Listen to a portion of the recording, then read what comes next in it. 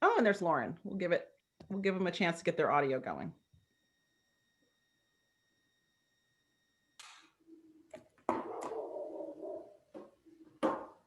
Good morning. Hi, Michael. Okay, and Lauren, good morning. Great. So let's get started. First of all, thank you all for obviously taking the time and joining in this morning. Someone texted me to say, doesn't our work somehow seem just a little bit more possible this week than it did 2 weeks ago? So I don't know how you all are feeling, but I certainly am of the opinion that the shift that we are about to undertake on January 20th will be very meaningful for higher education. And I'll just put it out there. If anyone wants to join me canvassing in Georgia, let me know. There's still more work to do between now and born and bred in the Briar Patch. Me and Sean is in. So, Lonnie, is that physically or virtually?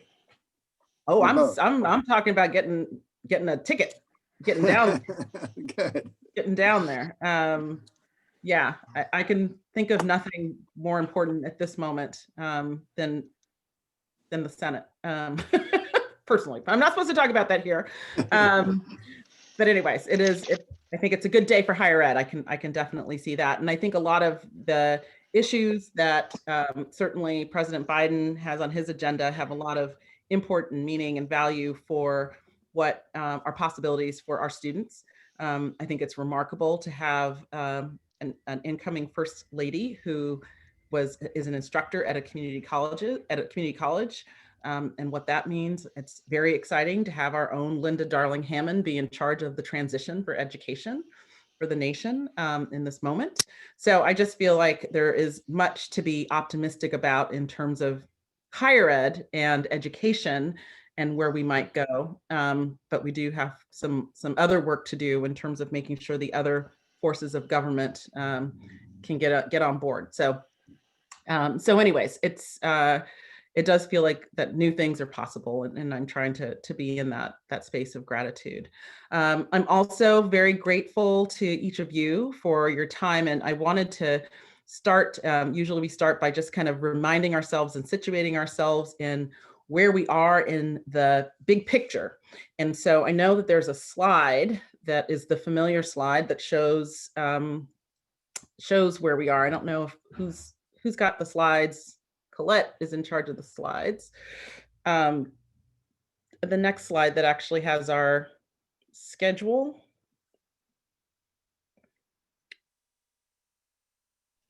If we could move forward one. There we go. So this slide suggests that we are close to the end of our journey. And while that is technically true, I have been in conversation with our colleagues at EdFirst, and I feel like we have had, a very wide-ranging conversation. I think that the work that the vision that we have charted around how we want to focus our efforts as a task force has been very important, and the working groups that we have put together to try and deepen what that vision is have been helpful. But now I feel like we're at the point where we're supposed to write a report, and it still seems to me that there are additional levels of depth that we need to really dig into in order to have something that approaches a blueprint for what this recovery looks like.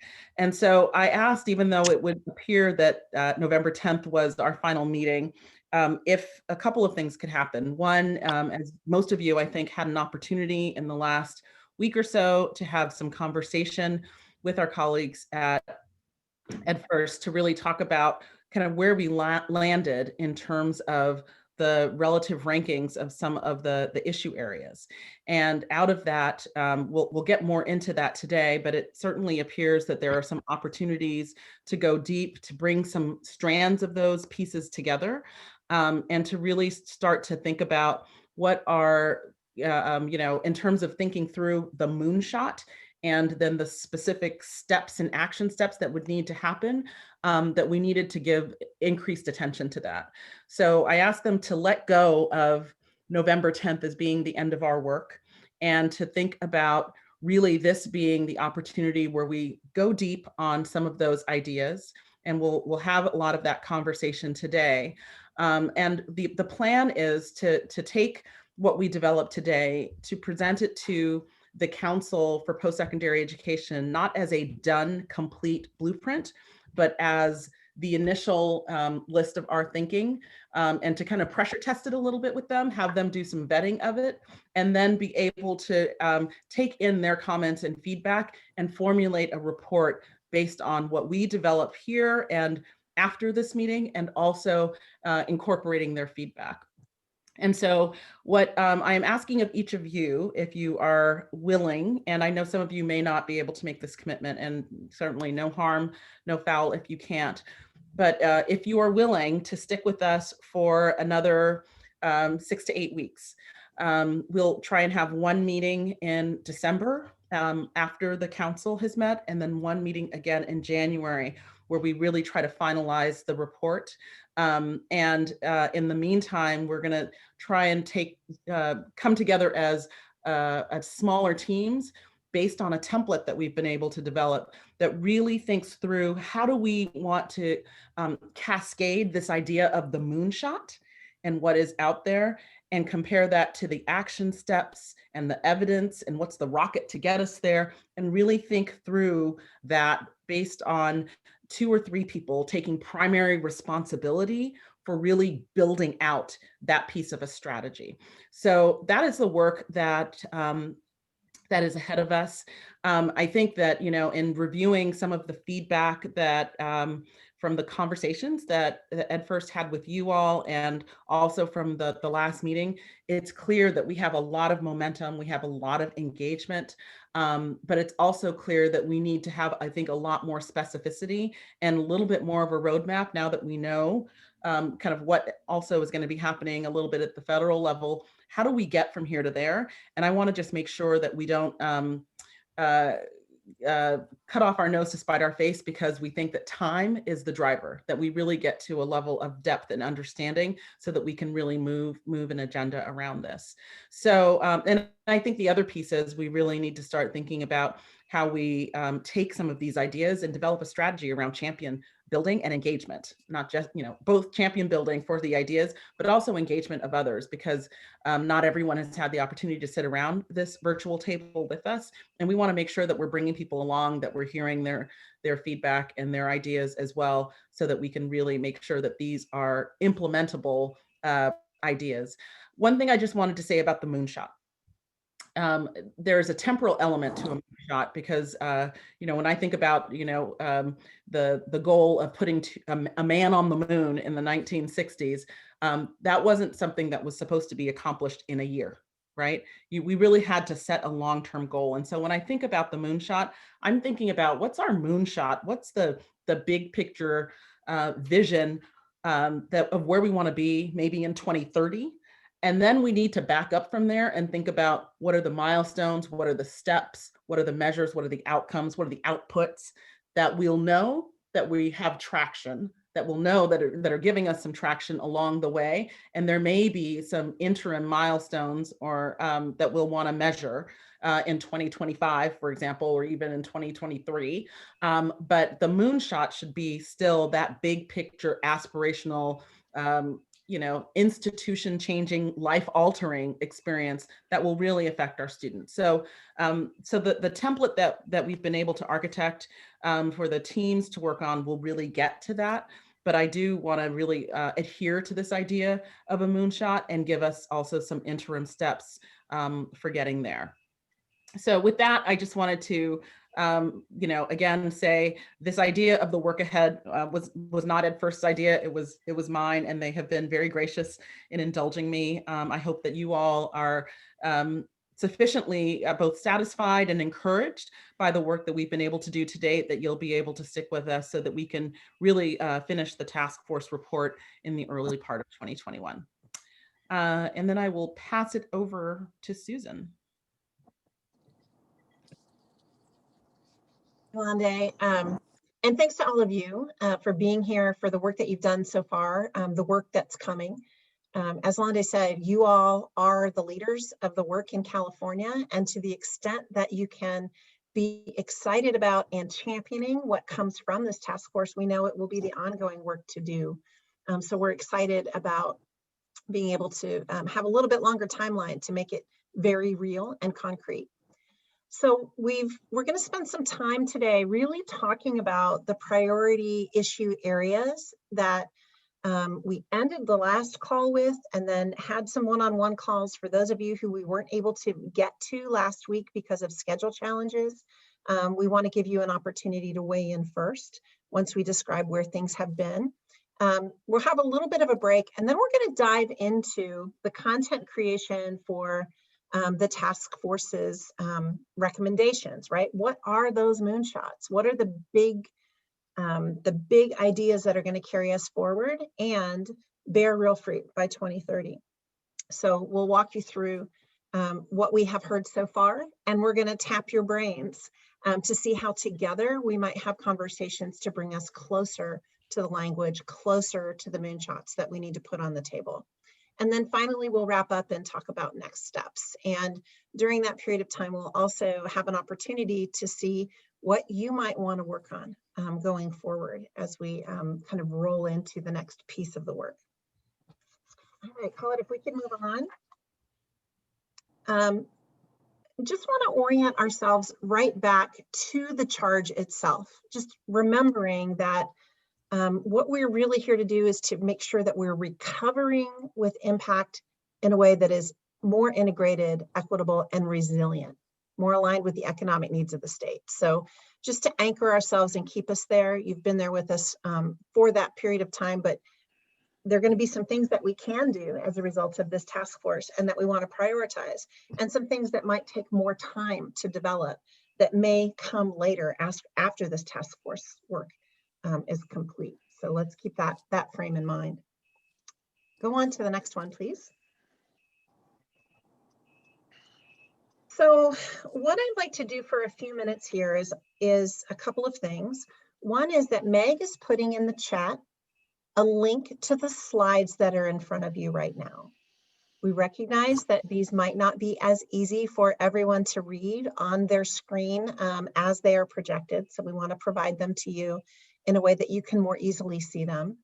And normally we would send these things in advance, but honestly, we've been working up until the last moment to make sure we could give you the best information possible. So we're going to be focusing in on these slides over the next hour 15, hour and a half to talk through them. And let me just talk a little bit about the process. When we left last, we did some very preliminary rank ordering of some ideas, right? Just to get a sense as to where people's heads were, as to what was more or less important. That was an opportunity for us to get just a sense of where you were, not to lock in final priorities. What we then did is had an opportunity to try to set one-on-one conversations with task force members to follow up on that and to say, why is it that you would rank things the way that you did? Now that you've had time to reflect, what additionally are you thinking? And to ask questions like, what are the number one priorities for you now? And if you had to formulate a moonshot, what would it be? What would it look like? So those of you who we didn't have conversations with, Meg, I want to ask if you could put in the chat the link to a Google Doc where folks who didn't get an opportunity to interview could log their thinking, and we're going to, make a space after we present some of this to have you share first what you're thinking about, since you didn't have an opportunity to do that one-on-one. So there were three big ideas or bundles of ideas that rose to the top after we had these interviews with task force members. And so I'm just going to go over them briefly, and then we'll have a conversation. I'm also going to share with you in the following slides what some strong, I would say, minority opinions, where there wasn't really a majority that said they were most important, but that there's some folks who said, these are really important as well. So we'll talk about those. So the three big buckets of ideas that got majority support were first, packaging financial aid and basic needs for students proactively in response to their FAFSA form. And as you might recall, it would eliminate the need for students to tell us over and over again, as Tim shared with us, that they have needs or that they're poor. They can tell us once, and then we challenge the state to pull together all of their wherewithal to package basic needs together and return that to the student, as opposed to only returning a financial aid award. This would also include a digital equity approach, right? So that is a big problem that needs to be solved. So what does it look like? How might they get access to internet that works and is affordable, as well as to the technology devices they need to do their learning?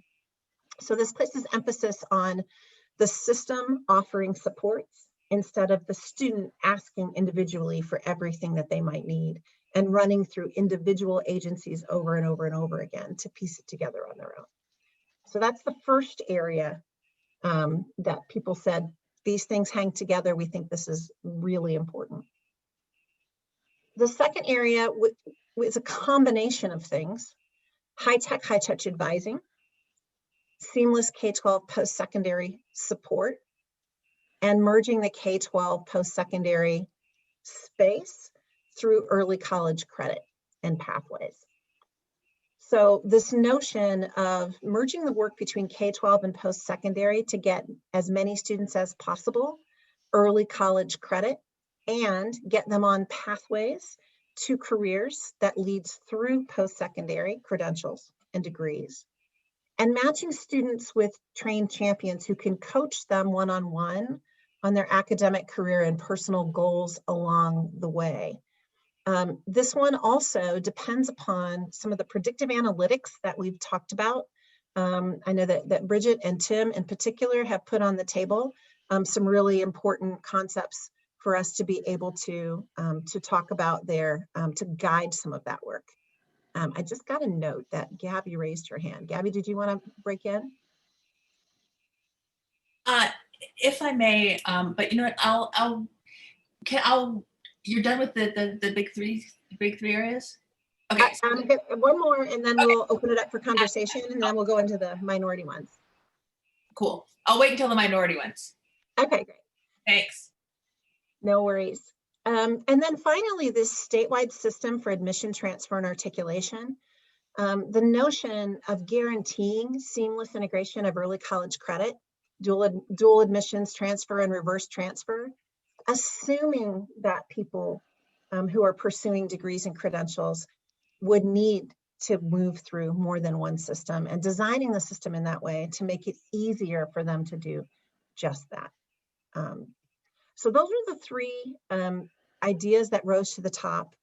Before I go into some of the minority supports, the people who had ideas that had fewer supporters, any clarifying questions on those three big ideas and issue areas?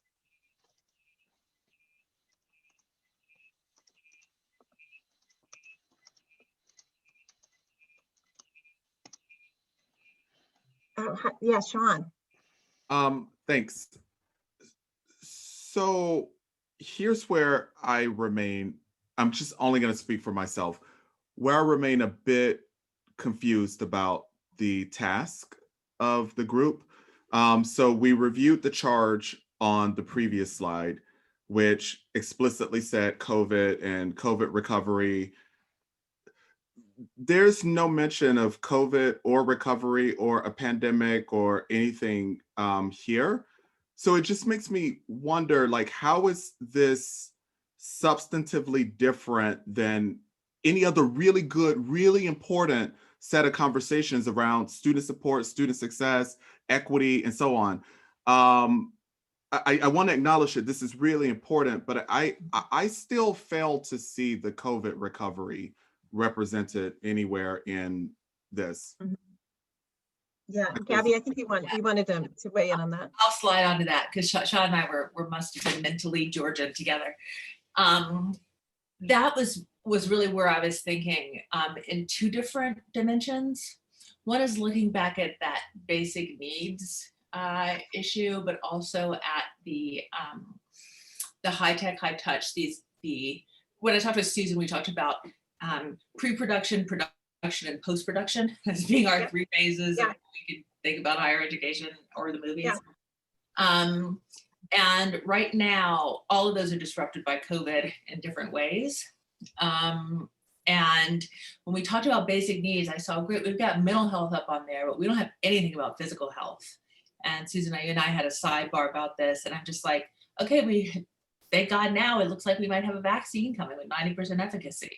So, what do we think about we know now that you cannot have a productive workforce, you cannot have positive mental health outcomes, you cannot have full participation in education if you aren't healthy. I mean, we knew this before.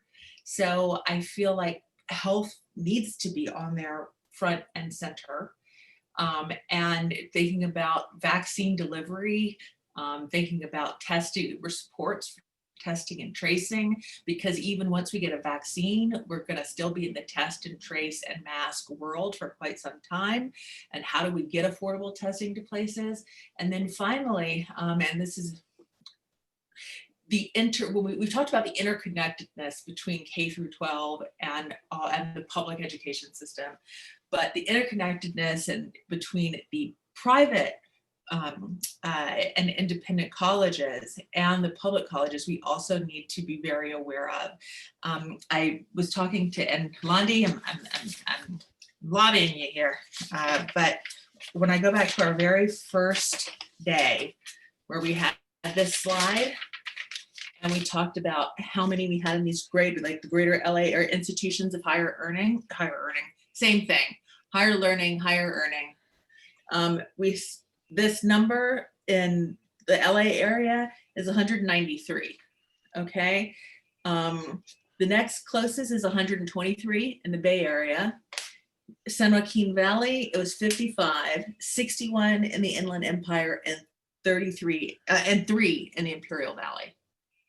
Okay, none of these schools in Los Angeles is open for residential education at this point in time.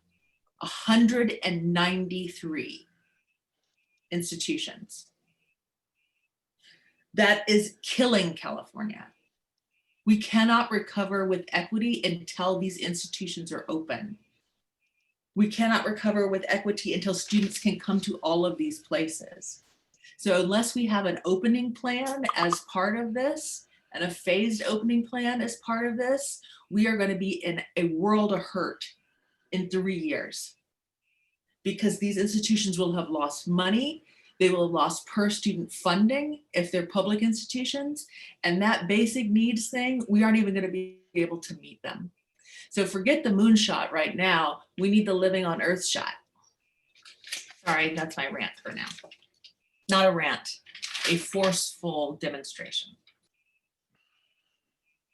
Thanks, Gabby. I appreciate that. And I think going back to Sean, and I just want to be clear, this is what you all have reflected back to us, and what we've heard. So that's great. I think that's great. And I think, Sean, one of the things in terms of basic needs, and we can talk about the other pieces as well, is that when students spoke, these issue areas are in response to what students told us. They told us that their basic needs situation is exacerbated and blown to bits right now, particularly for students, for Black students and for Latinx students and students in poverty.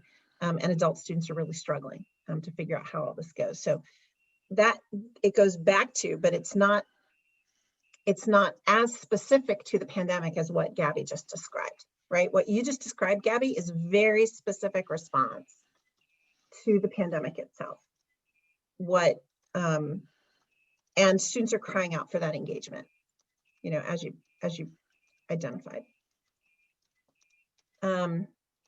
Okay, let's see. I think Michelle was next, and then we'll move forward, I think, to getting my list here. But I know, Michelle, why don't you go ahead and jump in, because I think you were next in line. Yeah, thank you for that. So when I see these 3 issue areas, absolutely, I think yes, affordability, yes, support for student success, yes, improve the pathway process. I struggle, I think, similar to Sean's point, to see for me, what is the moonshot? To me, the moonshot was about getting to the moon. And then all of these are things that help you get to the moon, right? That our government put in place so that we could get to the moon. I really would love to see us be really explicit about pushing that the moonshot is to close the persistent inequities that have been exacerbated by COVID-19 and the digital divide in California, and to explicitly say, what are we going to do to ensure that we actually bring additional focus, supports, especially for communities that have been totally pummeled by this economic recession, the racial reckoning happening in our country, and the pandemic. And to explicitly say, we are going to do that intentionally, and this is how. So to me, that's potentially a moonshot, that maybe we are going to say, our recovery depends on how we're going to invest in Black and brown, poor kids, rural kids that have always been left behind in California. So I know I didn't have a chance to do the one-on-one, but to me, that's a moonshot. And I don't see it here. And then you could speak how affordability will help with that, how student support will help with that, how improved pathways will help with that. But I really think that the moonshot is, will we close the equity gap, and will we be brave and courageous enough to say we are going to invest additional resources where we have always not invested, where we have left communities behind, and we are not going to apologize for saying that we are going to do better by Black students, we are going to do better by Latino students, we're going to do better by Indigenous students, we are going to do better by rural students, we're going to make sure everyone has access to digital, broadband, to a computer. Like, to me, that's a moonshot. So I'm really struggling with this, even though yes, yes, yes. Well, and I think this is where you see the fundamental struggle coming to a head, right? That we've been talking about these solutions that we think are important, and this is what's come from the work groups and we've tried to discuss here. And the moonshot is bigger than that. The moonshot is where we need to be. The moonshot is the description of what is the end game, which I think you've just put some really beautiful language to, Michelle. And so what we wanted to be able to reflect back to you is, number one, what are these issue areas that are most important? Let's talk about those. Let's talk about those contributions. And then let's switch and get into this moonshot discussion, because that's really some of the work of today. And based on that moonshot and what lives underneath it, then we'll assign leaders to build some of these things out. I want to provide some opportunity for other people to weigh in. I know the chat is going a little bit crazy, so I'm going to say we want to hear from Brian, and then Keith, and then Michelle Asha Cooper, and then Bridget. Okay, so Brian, do you want to voice what you're thinking? Yes, hi, thank you. I want to start by saying, obviously I am, giving input a bit late in the game here, but I've just been wondering what kind of considerations we've been making for our older adult students. I know that our data looks at students that are above the age of 25, but specifically in San Francisco, we have a very large elder student population. And specifically with COVID, we're seeing that, of course, a lot of them are being pushed to the side and not having those opportunities to engage with the community and ensure that the younger generation can learn from the older generation as they're learning together. So as I'm reading one of our very first points, I think it was centered around having professionally trained community champions. That seems like a really good opportunity for our older adult learners to be tied into our K through 12 systems, to give their wisdom and to allow that to kind of continue on and pass down to the next generation. That's all I have for now, but I know that the conversation is getting very, very heavy. So I'll step aside and say thank you. Thank you, Brian, for weighing in. We really appreciate it. I think this is important to hear from you. It sounds like, Keith, I know you're putting things in the chat, but I'd love to hear us have more of a vocal conversation, because honestly, it's tough to see the chat and to have a conversation at the same time. So if you wouldn't mind voicing your idea, that'd be awesome. So I was just going back to Michelle's comment and also Sean's comment, which I support both of their comments. And I think that Michelle, the language that she used regards to the moonshot, I thought that was right on target. And then what's displayed right now are the issues and themes that we want to address. But the way she articulated that moonshot, I thought was right on target. But the issue that I have, and I said this last week, is we continue not to really focus in on that teaching and learning, and we're giving some faculty a pass, right? That we're not looking at what's happening in the classroom. And I know people think that's the holy grail, we can't touch it, but when you talk about Black and brown students and the impact that's happening inside the classroom, if we do not focus on that, that's going to be our problem. When I look at California community colleges, and I'm sorry, AB 705 is on my mind, I've been looking at the number of our data of how many classes we're teaching one level below transfer and transfer, and looking at who's teaching those classes and what's the success rate and retention of those students in those faculty members' classes. At some point, we have to address that and say that our students are not learning. But instead, we say we can't touch that. That's something that's out of control. What that means to me is that, and don't take this the wrong way, and my background is student services, but it goes back to, we can fix student services because that's an easy area to fix. But we can't fix the teaching, where 90% of students are 90% of our students are touched by the faculty, or 100% touched by the faculty, and they're not touched by student services folks. But let's fix the student services side, which are predominantly Black and brown individuals are in student services. But the area that white individuals are in, we can't touch that. Just think about that for a second. So we need to look at the area that's impacting our students the most, which is teaching and learning. I don't know how we do that besides professional development and really drill down in that data, but we have to touch that. Thanks, Keith. I think that what you've touched on is one of the important areas that did not get full majority support from the people that we talked to on the phone.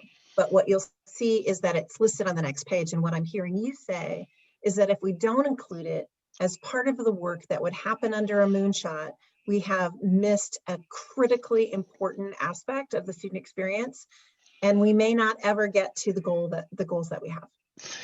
But if we're able to reword or work with the language that Michelle provided and tie it into that, I think it's, because at the end of the day, it's about the whole student experience, right? And teaching and learning is a part of that. If we're able to articulate that where people know that we want to address teaching and learning, I think we'll be fine. I think that will help. Let's say it that way. Thank you. Michelle Asha Cooper, I think you were up next. So thanks for joining us. We don't have anything new to add. I think Michelle, the other Michelle, summarized it beautifully. I just feel, so I don't have anything to add. I think she summed it all up. So thanks. Great. Lots of kudos, Michelle. Thank you for voicing this moonshot earlier. I think you've got some folks really excited about that. Bridget, I think you were up next.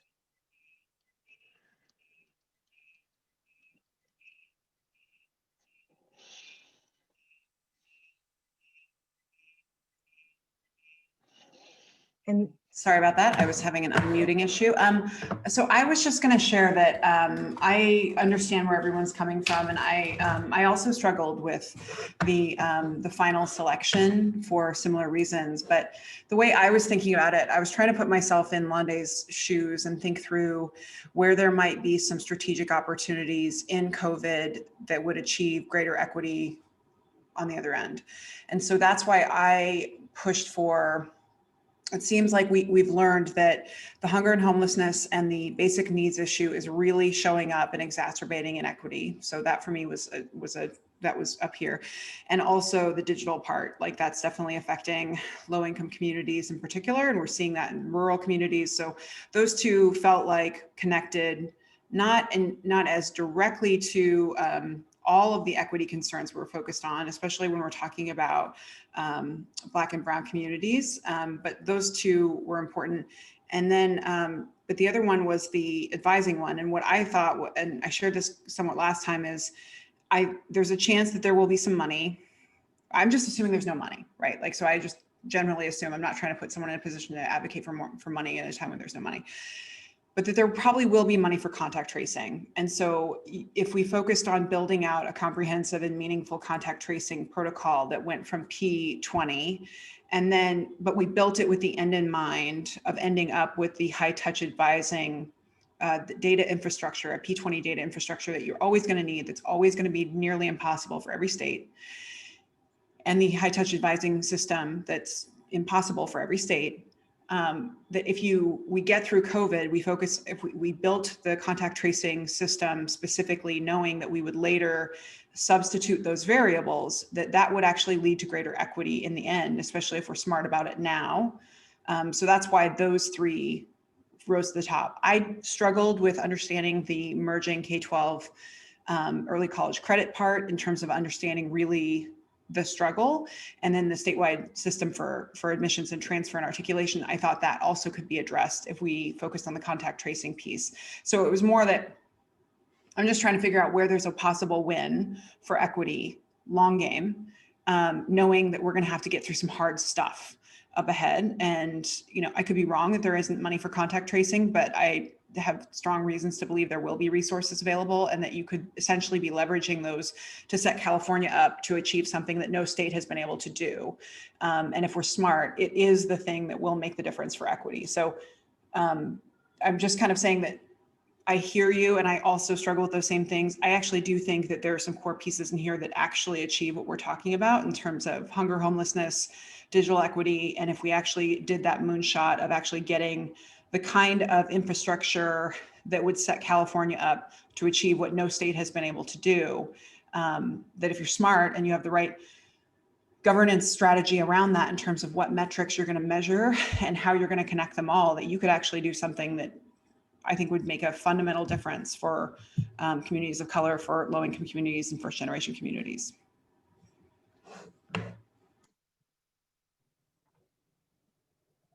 Great. Monica, did you have your hand raised? I do, and I think this has been great. And I think what I'm hearing is perhaps what's missing is a sense of urgency. That the preamble to this work really has to be about the moment in which we find ourselves, and that we can't allow, by doing nothing, for students to slip farther and farther behind. And so what are those things that we need to do today that begin to actually, alleviate some of the hardships that students are facing, with the idea that as we're building these larger, more structural changes in support of students, they lead towards the goal that Michelle laid out. And so it's almost like the phasing that we've talked about. What has to happen today as an immediate response to the effects of the pandemic, the campus closures that Gabby mentioned, et cetera, begin to build a system that is designed with equity at the center and with students first top of mind, that has some of the structural, and that leads us to, fulfilling that dream of closing the equity gaps. And I totally agree with Sean. Sometimes when you read these, you think, well, this could be any number of recommendations that come out of a task force at any point in time. And so that sense of immediacy, of urgency, of moving swiftly, that to me feels like it's one of the pieces that we need to reinforce. And what do we do now, as opposed to only thinking about the 30-year goal? Absolutely agree. Absolutely agree. Thank you for that. Other thoughts before we talk about the other pieces of this puzzle that may fit into that bigger description that Michelle laid out for us earlier, because it sounds like people are gravitating to that description of where we want to go long term. that we need a sense of urgency about how what we will do today and tomorrow will respond to the COVID reality and help us build towards that future moonshot attainment. Any other questions about what we've discussed on the solutions so far, those first three? And because if not, what we'll do is we'll flip to the next couple pieces and have you all weigh in on those. And so, and Nathan, it sounds like you've got something to share, and then we'll go to Michael. Yeah, I just would like to reinforce what Monica was saying, is that a lot of these issues, all these issues existed pre-COVID, but what COVID has done is it's exacerbated the inequities, and it's also created this need for urgency. We already knew that we needed more than 1 million additional higher ed degrees for our state's economy, and that's only been amplified by the pandemic. And I think, I mean, I looked at the material that Michelle Cooper had shared with us last week. The way we get there is by addressing the attainment gaps and the equity gaps. I mean, that's that. If we could close those, we get a long way towards there. So any of these, I agree we need a moonshot goal, but a lot of these tactics are the way that we're going to be able to close the gaps and produce the degrees that will help both the students and also the state.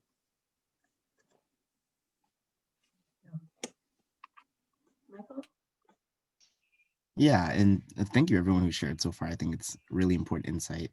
I was thinking +1 on a lot of them, but didn't want to throw them all into the chat. But I guess my question is kind of around whether, just going off of the conversation we were just having, it sounds like we need a set of short-term goals and long-term goals. Things that, you know, as I think Gabby was mentioning, you know, reopening campuses. What are the things we need to do right now and kind of urgently? But then looking at a lot of the things that we have here, exactly what Nathan just said, these have always been issues that we were talking about, you know, a year ago or 2 years ago. But now we need them more than ever. So, I think Londe brought up earlier that some of these things might take a little bit longer, right? We're setting kind of these roadmaps. So would it be easier to kind of lay them out in a short term / long term, and kind of set them out in that way and think about it in, I guess, 2 different avenues? I think it will. I think that what we'd love for you to focus on today is just what you're doing, giving us this download, and let's agree on the long-term moonshot so that we can put some things in buckets and challenge teams to fill in the gaps on what needs to happen first, second, and third. You know, one of the notions that we have not been dealing with, and Londe, I'd love for you to weigh in on this, because I think it's a pivot, but an important one, is this notion of a campus opening plan, right? We haven't been focusing on that because as we started all of this work, we thought that, you know, that's what campuses would be doing in the short term, and that this was a little bit further out from that. But, you know, this pandemic isn't ending in a moment. So Londe, I'd really love for you to give us some direction on how you would like us to think about reopening as part of where we're headed, because it is vitally important, as we've discussed. Right. So I think, thank you, first of all, and thank you all for the comments. I think that this makes good sense, and I really appreciate the distinction between kind of the urgency of now and the immediacy of reopening, and the distinction between that and recovery, which I think is a longer term prospect. And then I think of recovery with equity as being a part of that, and really needing to it speaks to making a deeper commitment than the one that we were making before we were even in the pandemic. So I think that those things are nested. I have not been thinking about this as a reopening plan, in part because we do not have full responsibility in the governor's office for the reopening plan, that actually sits at the California Department of Public Health. While we get to inform that, and we can certainly inform that and come up with some guidance or some ideas that we would like to share with them about reopening. This is not specifically about the reopening plan, which is a combination of CDPH and local public health officers, and then kind of what is happening at each institution. So, but with that said, I do think that there is room within this work to be able to identify that there needs to be a sequence of activities that need to happen to put us on the pathway to both reopen well, reopen with an eye towards who has been most affected by the pandemic, and also reopen with an eye towards what needs to happen over time and set up what needs to happen over time so that the longer term moonshot goal, that the recovery with equity goal, is achieved. So I see those things as being related, but not exactly the same. So, one of the things that I've been thinking through here is, we had talked about, identifying some areas. I don't think we have a moonshot here. I guess I should say that now. I don't think we have a moonshot. I think what we have are issue areas that we can go and take back and figure out within this issue area of, intersegmental coordination or thinking about basic needs. What is the moonshot over time, and then how do we get there? So to me, that is a pathway that we should be thinking through, and that my assumption has been that we are not coming up with a single moonshot from this committee, but a set of moonshots around different aspects of what recovery over time with increased equity would look like. So I don't think that I don't see the moonshot here, but I do think that we have enough here and that we know enough to be able to architect what those moonshots ought to look like and how we can get there. So that's how I've been thinking about it. The only other thing I would add is, the moonshot idea and conception doesn't really account for the immediacy of needing to come up with a plan for how do we have immediate recovery or reopening. And so maybe as we think about going into these small teams, we also identify a team that really wants to build out what are the fundamental principles around reopening that we need to be paying attention to allow us to be on a path then for the recovery over time to occur. So maybe that's an extra grouping that wants to think through that. Thanks, Bonnie. That's helpful. Sean? Thank you. I just put into the chat a link to the EAB website. As some of you, or perhaps even all of you know, EAB is a for-profit company that sells technologies and things to colleges and universities. Last year, just ahead of the pandemic, they announced this moonshot for equity. Is the literal title. And it was met with lots of resistance. There were lots of critiques of it. I'm sure she would not mind me saying that, my good friend and colleague Estella Ben-Simone, for example, was one of the harshest critics of this whole notion of a moonshot for equity, because she and others felt like it cheapened the integrity, intensity, and seriousness of equity work by framing it this way. Obviously, we would be much more thoughtful if we continued down the path of, pursuing a moonshot. But just know that there is a thing that has already been publicly announced, marketed, branded, and all that stuff. That's a moonshot for equity that's gotten a lot of critique from Estella and others. So given that, do you have some advice and counsel in terms of this discussion and framing and what would need to be the same or different to make this work powerful and authentic, and where I think this group has described in the past it really values and needs? Honestly, Susan, it's what Keith said, it's what Michelle said, certainly what Gabby said, what Monica said. all of Great. that advice is what I think is also consistent with my thinking and feeling on where we ought to go. Okay. All right. Thank you. That's really helpful. Did we have Daisy? I'm seeing your hand up and we haven't heard from you yet today. Sure, thank you so much. Agree with a lot of the comments that have been made and want to thank Londe for that clarification. You know, I always understood the initial activity as the initial sort of subjects, the big buckets. And as I'm looking at this second slide and many of the comments that have been raised and really the urgency conversation, I think this fourth moonshot, because let's be clear, 1, 2, and 3 from that previous slide cannot happen under the current culture. We already know that those things can happen, right? Because other states and many of you are leading that work in other places. It's the culture that we need to change. Yes, it's about the alignment and the multiple segments. For me, that last bucket area infuses this last slide, the teaching and learning, the equity-focused institutional culture, but also addresses some of the comments by Gabrielle around what is that urgent need. So as I think about where we might go from here and what's that last bucket area, there seems to be a tension around immediate resources and upskilling. Because to me, teaching and learning for something that can be adopted by all segments, it's around upskilling all of our educators to serve the most diverse population in any state. So I would create a fourth bucket around immediate resources and upskilling and infuse the teaching and learning recommendations, equity-focused institutional culture, and make it around that.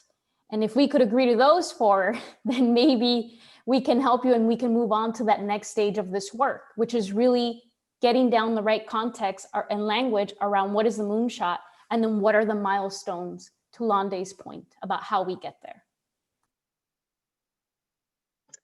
I'd love to hear what folks think about what Daisy just put on the table.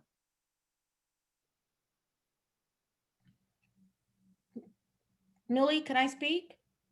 Please. I agree with Daisy wholeheartedly. And I think it was Keith that brought up the issue of the faculty and the coreness of that. We're going to be with this faculty. We're not going to transform this faculty to bring in new people that understand our students. So we've got to make sure that they have intercultural competence, that they understand the new majority that this country is dealing with and how to educate them. It's not only their skills in the discipline, but how the students they are educating in their communities learn and how to listen to what they bring to the table as students. And it's something that is so desperately needed. My years in California, but as I hear it across the country with presidents and administrators who speak about it is the holy grail, but we've got to deal with it, because if not, you're not going to educate the new majority of this country. Thank you. Thank you. So what I'm hearing is, and would love to hear if anybody else wants to weigh in on this, that if we were to combine this equity-focused institutional culture with the teaching and learning expectations for serving the most diverse student body in the country and doing that well and valuing that work and providing the kind of upskilling for educators in order to make that happen, that becomes kind of the fourth bucket to add to those 3 that we have. And at that point, we might be able to say, okay, how do we frame the moonshot kind of in Michelle's earlier language? And those 4 kind of streams of work could fall under that moonshot. And I'd love to hear you either agree, disagree, add nuance. I support it 100%. Likewise, I support it and would like to just add that if we can get our educators into a mindset or remove the mindset of gatekeeping from our educators and barrier building, then we can really begin this work. Great. Haley? Really just a quick comment from me that I'm extremely supportive of foregrounding the importance of an equity-focused institutional culture more. I noticed the asterisk at the bottom of the slide. I interpret that concern as more motivation for how important it is for this task force to speak to institutional culture. And there's a lot of expertise in this group, and I'm wondering, rhetorical question, I'm wondering, reflecting on whether or not there might be the right key folks in this space to create a playbook to affect change in this area.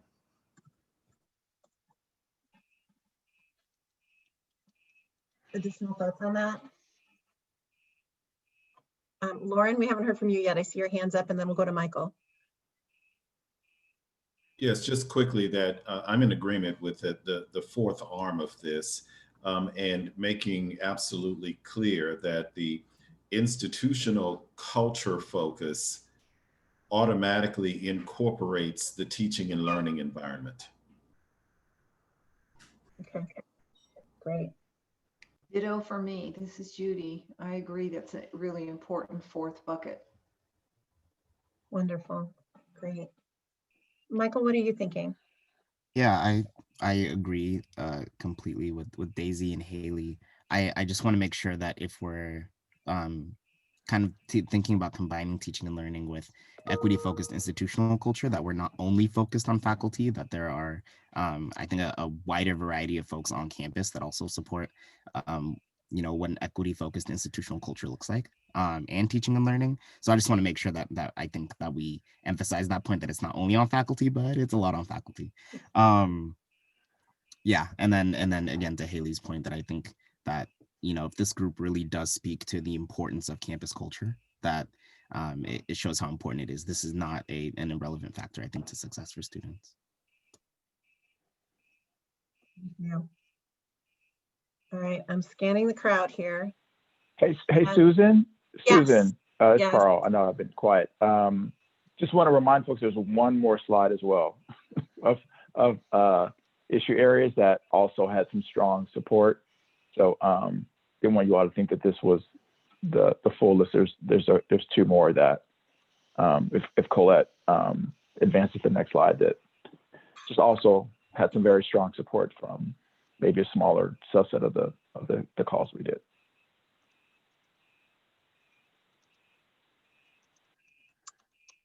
So the attainment goal, which is, reorienting to how can all of the systems kind of work together to accomplish part of what Michelle was talking about, which is making sure that we, eliminate the gaps and increase the number of credential and degree holders. And then this notion of holistic adult learning to define and support and redesign systems for adult learners. I heard part of that come through in the conversation around upskilling and how we might involve adults.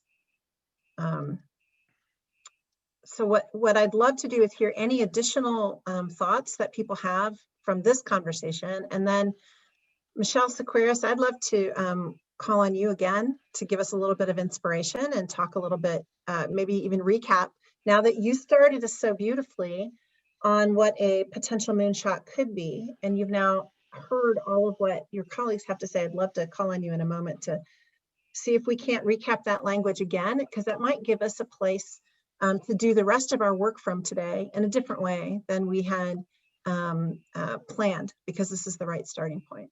So any other thoughts from folks that you'd like to get on the table before we, ask Michelle to revoice some of her thinking?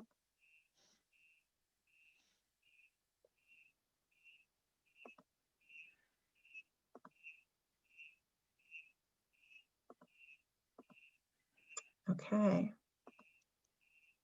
So I think it's either Meg or Jackie that's taking notes right now, but I'm going to ask that they scribe word for word to the extent that we can, because I've got some ways for us to think about going forward once we have a little bit of a break. So Michelle, I know I'm putting you on the spot, but I wonder if you might harken back to that language and see if you can't reframe the moonshot that brings forward what you were thinking earlier and incorporate some of what you've heard. Well, I'm glad that the little red recording button is on. So the pressure is actually off in terms of me recapturing how I articulated that. But I think, I think centering a goal and maybe not calling it a moonshot, but I think we're all in agreement that there needs to be a very clear focus about what it is that we want to accomplish. And I think what I had voiced is that what we should want to accomplish is to have a recovery that actually courageously addresses the inequality across our society in California that has disproportionately affected especially Black, Latinx, Indigenous communities and created this wealth gap and this, disparity when it comes to COVID for people in California based on wealth, based on race, and based on where they live and whether they have digital access. So I think just articulating that, I really appreciated Monica's push to ensure that whatever that sort of major focus goal statement is, that it communicates the urgency, right? And I do think that that urgency is to ensure that we are going to be courageous about making these very strategic investments and pushing these solutions to close these gaps, because California cannot survive for all of us, cannot thrive if we allow, income inequality to expand at this continuously rapid rate. And when that expansion happens unequitably, right, by race, ethnicity, or again, which region of the state you live in. I think when I see these issue areas, those are all strategies to help us hopefully move towards that goal that can also communicate the urgency, the intentionality by race and ethnicity across California and region, and that don't shy away from, I think, Haley's point and Keith's point, addressing the real challenge of teaching and learning at our institutions. I think the one thing we don't talk about ever typically is the fact that we've built higher ed institutions that were meant to serve, white males initially. And we do this patchwork of things to support students of color, but the institutions are not built for students of color. And so how might we revisit what we do courageously on that front? So I tried. That was fantastic. Thank you very much. All right. I think what we should do at this point is take a break. I'm going to ask my team to convene quickly so that we can plot out the next bit of time with all of you. So what I'm going to do is ask my team to join me on a different Zoom line. We're going to give you a 15-minute break, and we want to use your time really well. I would encourage you to at least read through the rest of the slides that were in the deck that you have access to, so that you can see some of the other things that your colleagues said. But I think that the conversation today so far has really put us in a good place to move on from here. So I'm going to suggest that we reconvene. Let's just make it, we're going to give you a little bit more time. Let's say convene back at 3:30. We're going to give you a little bit more time and us a little bit more time. So 30 minutes after the hour, and have a good break.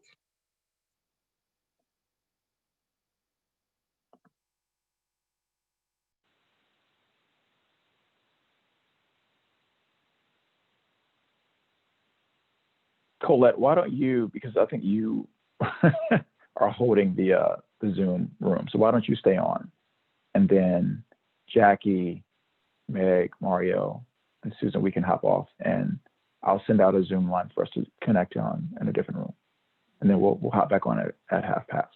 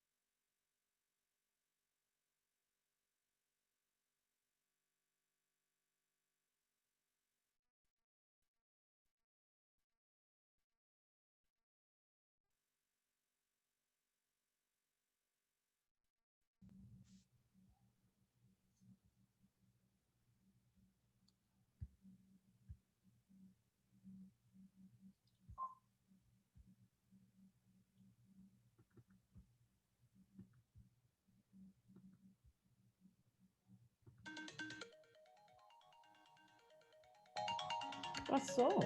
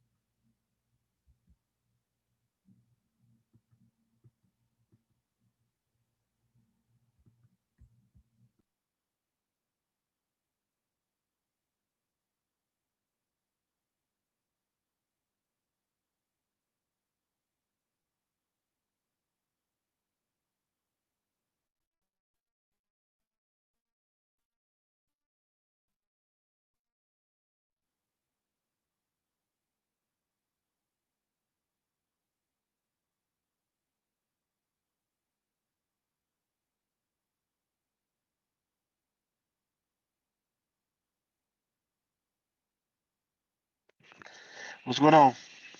How you doing? Man, just trying to maintain. Are you on campus? Why? Keith, Keith, you're not muted. Oh, you a sucker. Keith.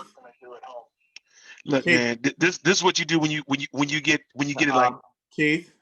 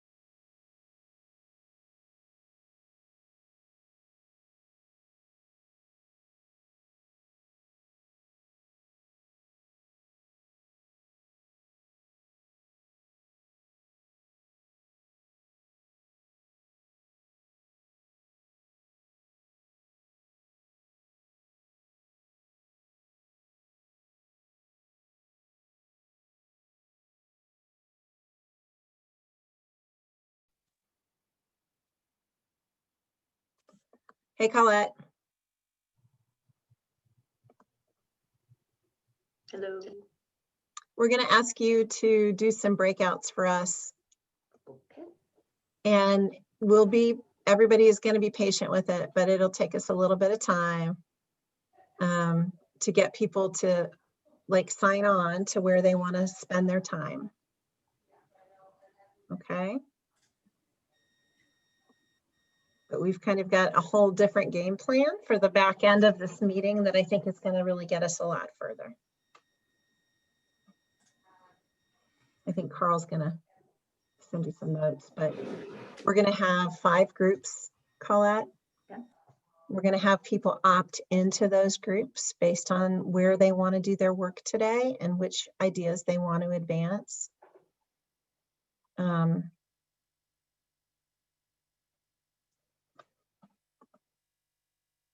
So that's where we'll be. Susan, I numbered the issue areas. So if we want to call the groups by those numbers, if that's helpful, just let me know. Okay. They're there. Great, thank you.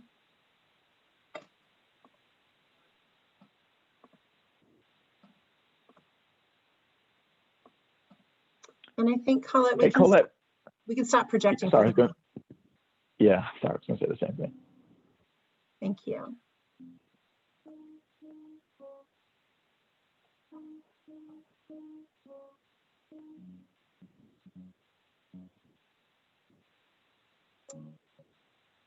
Welcome back. Looks like we've got some folks who are going to join us in a minute. Since we're gathering, McCall, nice comments on the CSU article that ran today. Oh, thank you.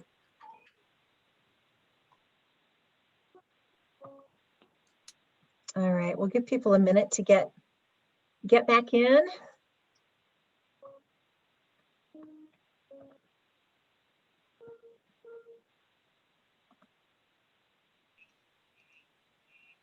And while we're waiting for everybody to kind of come back online, Meg, I wonder if you could drop the Google Doc link into the chat.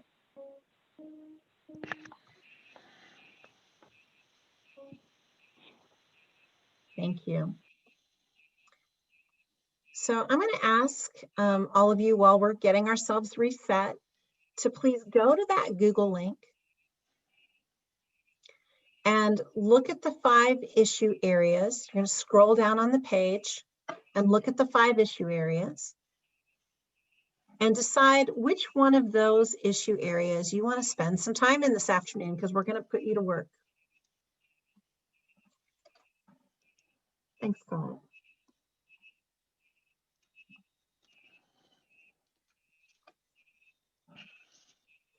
And just put your name in the box where you want to spend some time this afternoon. It's only going to be about 20 minutes or so. But we made a little more headway than we thought we might with all of you, which is great news. We have scribed Michelle's overarching language. We can clean that up later. We're not going to spend our time wordsmithing today, but we do have the overall feel and intent, and as much as the language as we could scribe on, what we were calling the moonshot overall. And we have 4 areas that this group agreed, or 5 areas that this group agreed are really important going forward. So as we're thinking about that, it's the basic financial packaging, financial aid, basic needs, and digital equity is number 1. The high-tech, high-touch advising, seamless K-12 post-secondary bucket is number 2. The statewide system for admission, transfer, articulation is number 3. And then the merged institutional culture and teaching and learning bucket is number 4. And then considerations around sequencing of opening and what's critical there is number 5. Okay.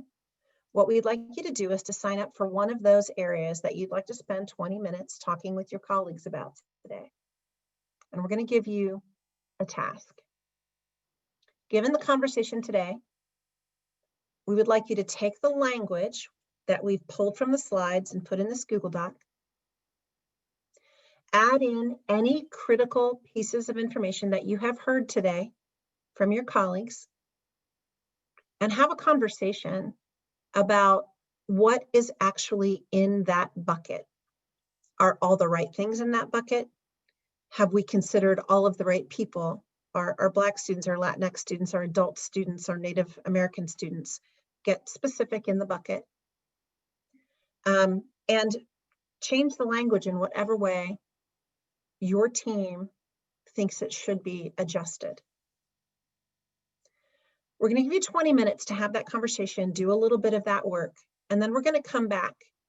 And when we come back, we want each team to report out any significant changes that they made so that we can just calibrate that we do have these 4 big strategies, if you will, these 4 big solution sets that can go forward and then be more built out over time, and that we don't have any undue overlaps. And at least on first blush, we're not missing anything really big. Okay, so 20 minutes. Choose your group. Hey, Susan, let's make sure we actually, we make sure everyone has picked a group. Because some groups have no one in it but like an ed firster. So is anyone like, you know, flexible or you're not sure where to go? We can put you somewhere, but we'd rather have you there. Millie, you want to go in number 4? Okay. So we can add Millie's name to 4. Anyone else haven't picked issue area yet?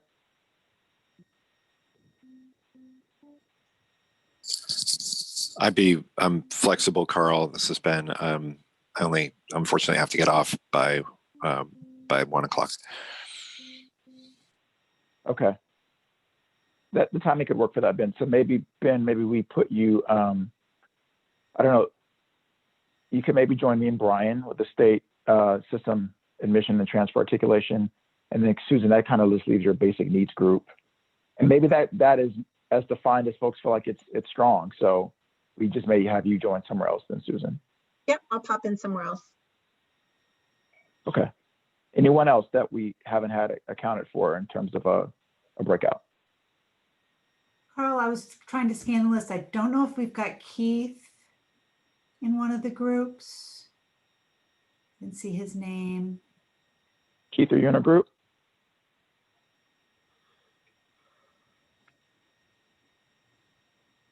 I was busy spilling my soup. So I don't know what I'm doing. I'm the schlemiel today. No worries. Which one would you like to work on? Wherever you put me. Okay. So maybe with Keith and Gabby, do you want to join Susan in the basic needs group?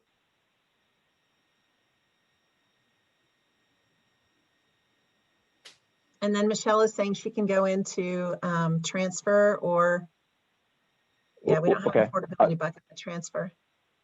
Yeah, we'll put you in the transfer place. Michelle got you in there. Okay, and then so Keith, if you tried to say something, I couldn't hear you, but are you good with? I think he can't hear either. Ah, that explains. Just send him a text to let him know. Okay, and I'm sending him a chat too. Thank you. Can you hear me now? Now we can hear you. So Keith, are you going to the basic needs group? Yep. Okay, so we'll put Gabby and Keith in basic needs with you, Susan. We've got Michelle and Ben added to this transfer, and I think everyone else is locked in. Colette, now you have to do the magic of trying to do the breakout. So let's give you. I think I'm almost done. I mean, I think I'm. Great. So final instructions, you'll have 20 minutes. Take a look at the language. Change what you would like to change.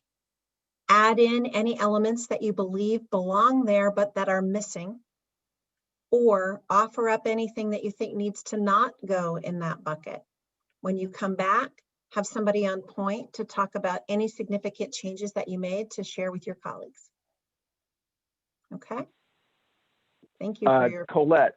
I think Michelle Oster Cooper may not be in a group. And Michelle, I don't know if you can hear, but I can hear you. Okay. Can you hear me? Yeah, I can hear you. Yes. Do you have a preference where you'd like to go? Wherever you think I could be most helpful. Let's put you in the teaching and learning group. Okay. So Colette, can we get Michelle in that group? And then Colette, we'll bring everyone back at the top of the hour. Okay. Everybody ready to go? Yep. I'm ready. I'm opening.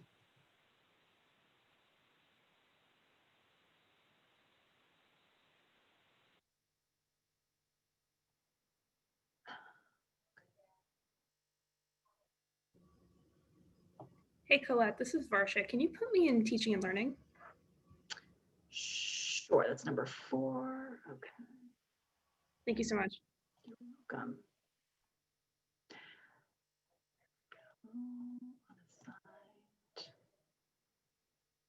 Okay, assigned 4.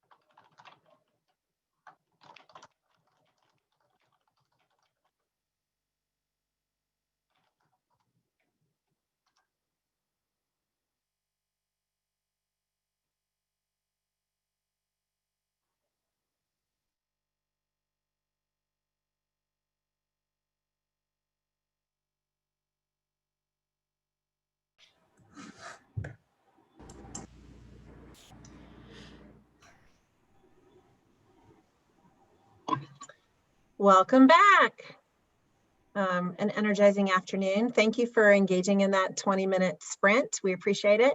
You probably wanted to spend more time really digging in, but this hopefully will get us to the next space where we need to be. So what I'd like to do is to quickly go around from group to group and have you share with us, the changes or adjustments that you made.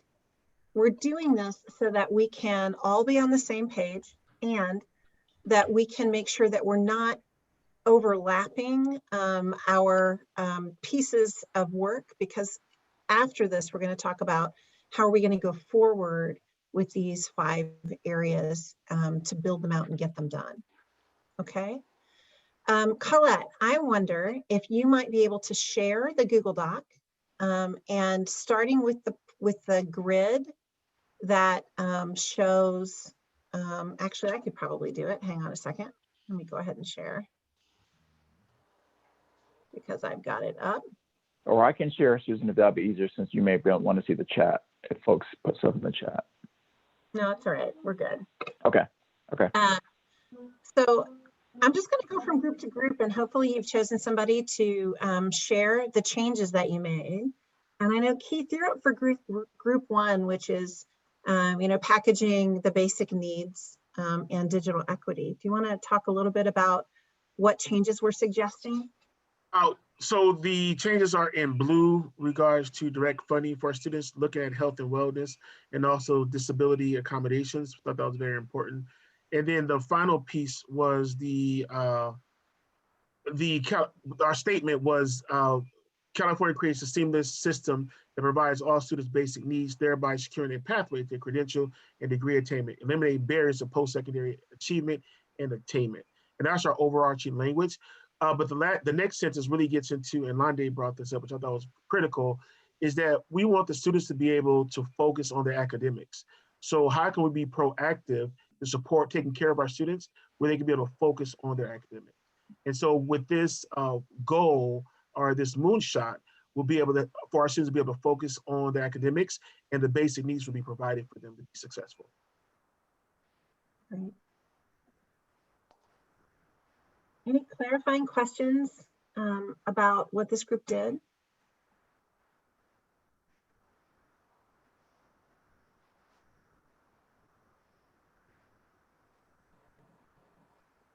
All right. Well, then what about group 2? Who wants to pipe up and share what group 2 changed or did? We didn't assign a sharer outer, but I would just pose it to the group. Would anyone like to share?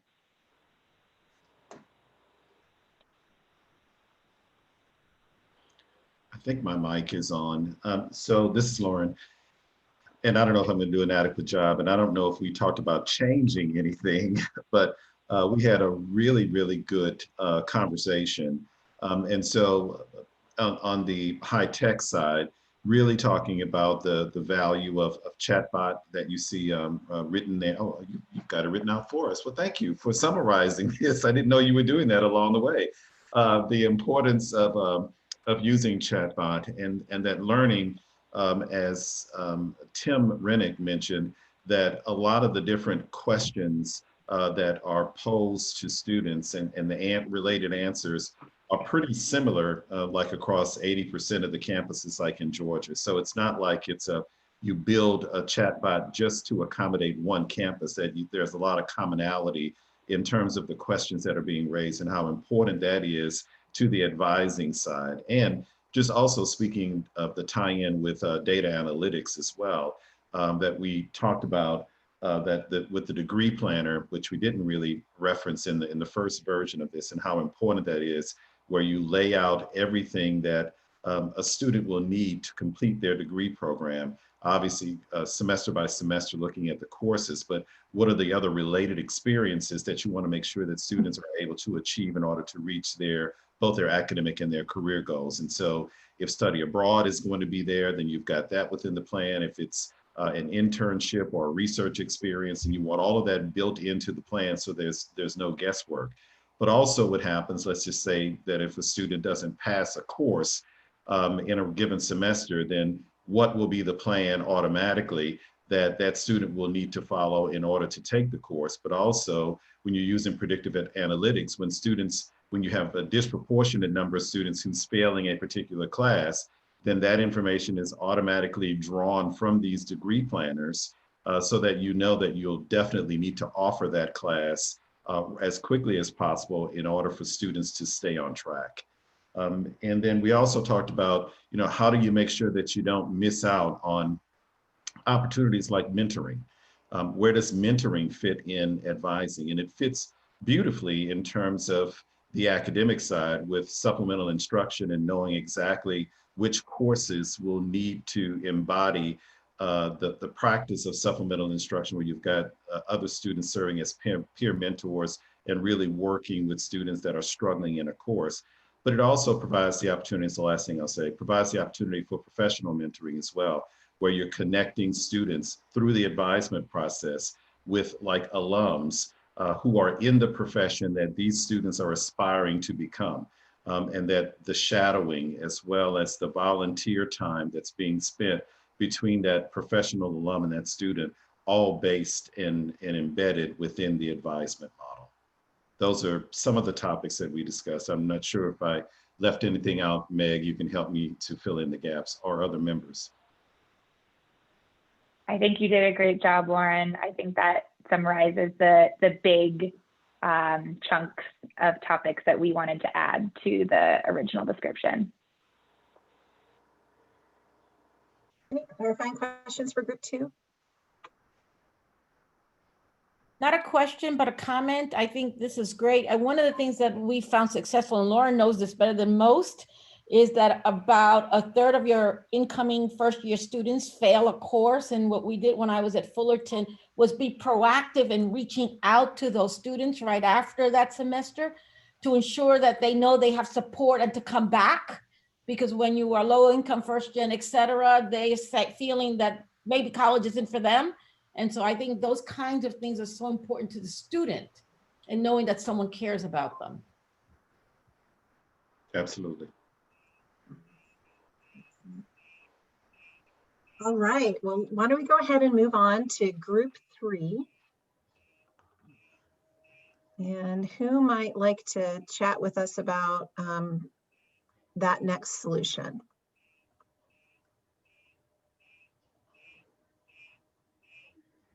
I'm happy to do it, but I would love if like either Michelle, Brian, or Ben would.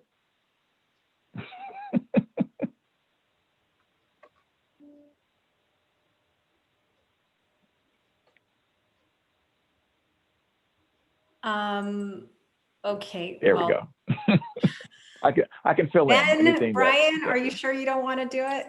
I don't want to take up all the space here. I Get guess it not. started, Michelle, and then we can always fill in. We could fill in any other gaps. Yeah, so I think two key themes on the transfer, and then Carl can share some of the edits here, but we wanted to kind of articulate 2 goals. The first is really creating a clear pathway for students, right, from high school into college, whether that's community college or a 4-year university, or through community college to a 4-year. And then the second key point is, ensuring institutional change and incentives on the policy front, like thinking about how do we ensure that our policies, our funding align to require, because we started the conversation and a lot of it was encourage, common course numbering, encourage pathways to be working across systems. And my point has been, like, we've been encouraging for decades and it hasn't happened. It's not going to happen because we continue to encourage. We have to require it. And how can we incent it through our policies and through our budget actions? So those were the 2 themes that stood out.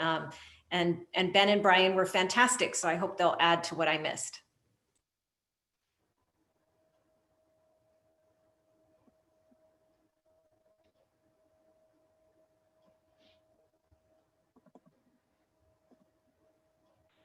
I think Ben might have hopped off. So Brian, unless you have other things to add, the only thing I'd add on to that is, which has been consistent with this issue area, has been, it's not about design, because of the platform and the tool is, one of the anchor parts of this. It's not about a tool that allows students to better navigate a broken system. That's not enough. And so while the tool should help facilitate and make it more convenient and easier for students to navigate, it is not the overlay that just helps students kind of navigate something that's broken. So what Michelle is getting at is to truly push institutions to, operate differently, to have relationships differently. That's the key. And then the tool is just a way that assists the student to continue to, leverage the system in a way that works for them and advances their goals and their aspirations. I think that's it. Any clarifying questions for this team? I have one quick question. Michelle, curious as to why high school and not middle school or junior high, where we lose so many young people of color?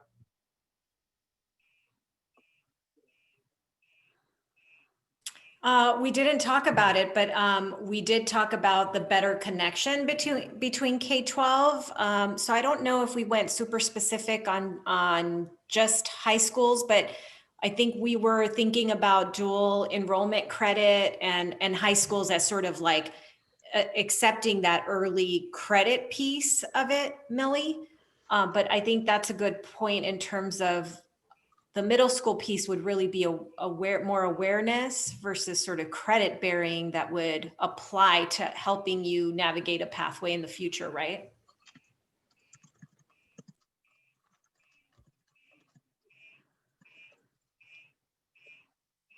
Great.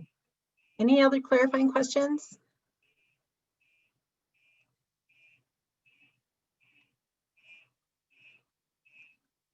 All right, so why don't we go to the next group that had a bit of a larger task because they were trying to bring a couple of these key concepts together. So who'd like to chat about the equity focused in institutional culture and the teaching and learning piece? And just pipe in because I can't see all of you right now. Daisy, you did a lot to keep us focused and grounded. Do you want to kick things off?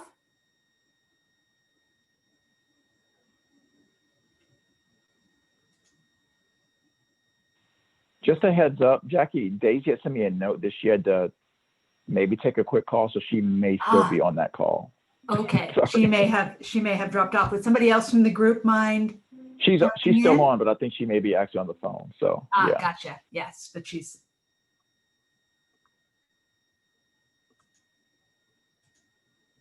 Millie, do you mind? Well, there were so many other people that did a good job. I'll do the best I can and let others jump on. Or how's that?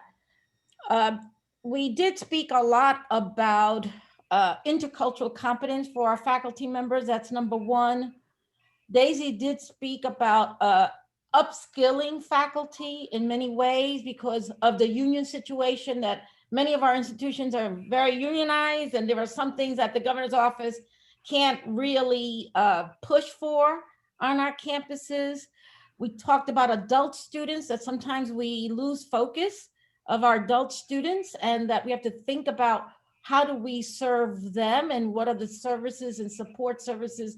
We talked about even having an example I threw out was, wouldn't it be great if an adult student who does sometimes better online than our younger students be able to take courses and a program throughout the CSU where we have the diverse faculty and staff.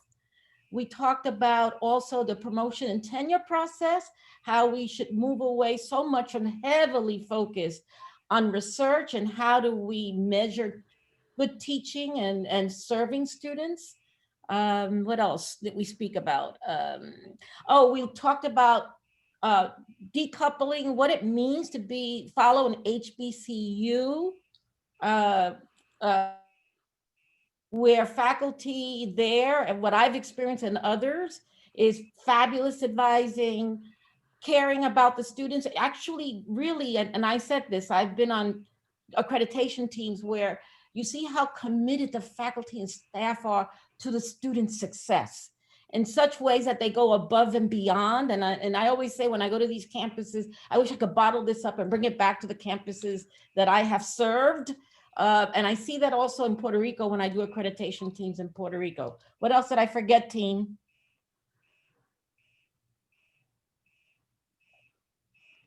Thanks, Millie. I think the only thing that I would kind of add is having, and we can see it on the screen here, some more equity goals that we can kind of set for ourselves, and then find out better ways that campuses can foster communities of students and have spaces with campus mentors and resources, and possibly having these spaces be a little bit more trans-segmental.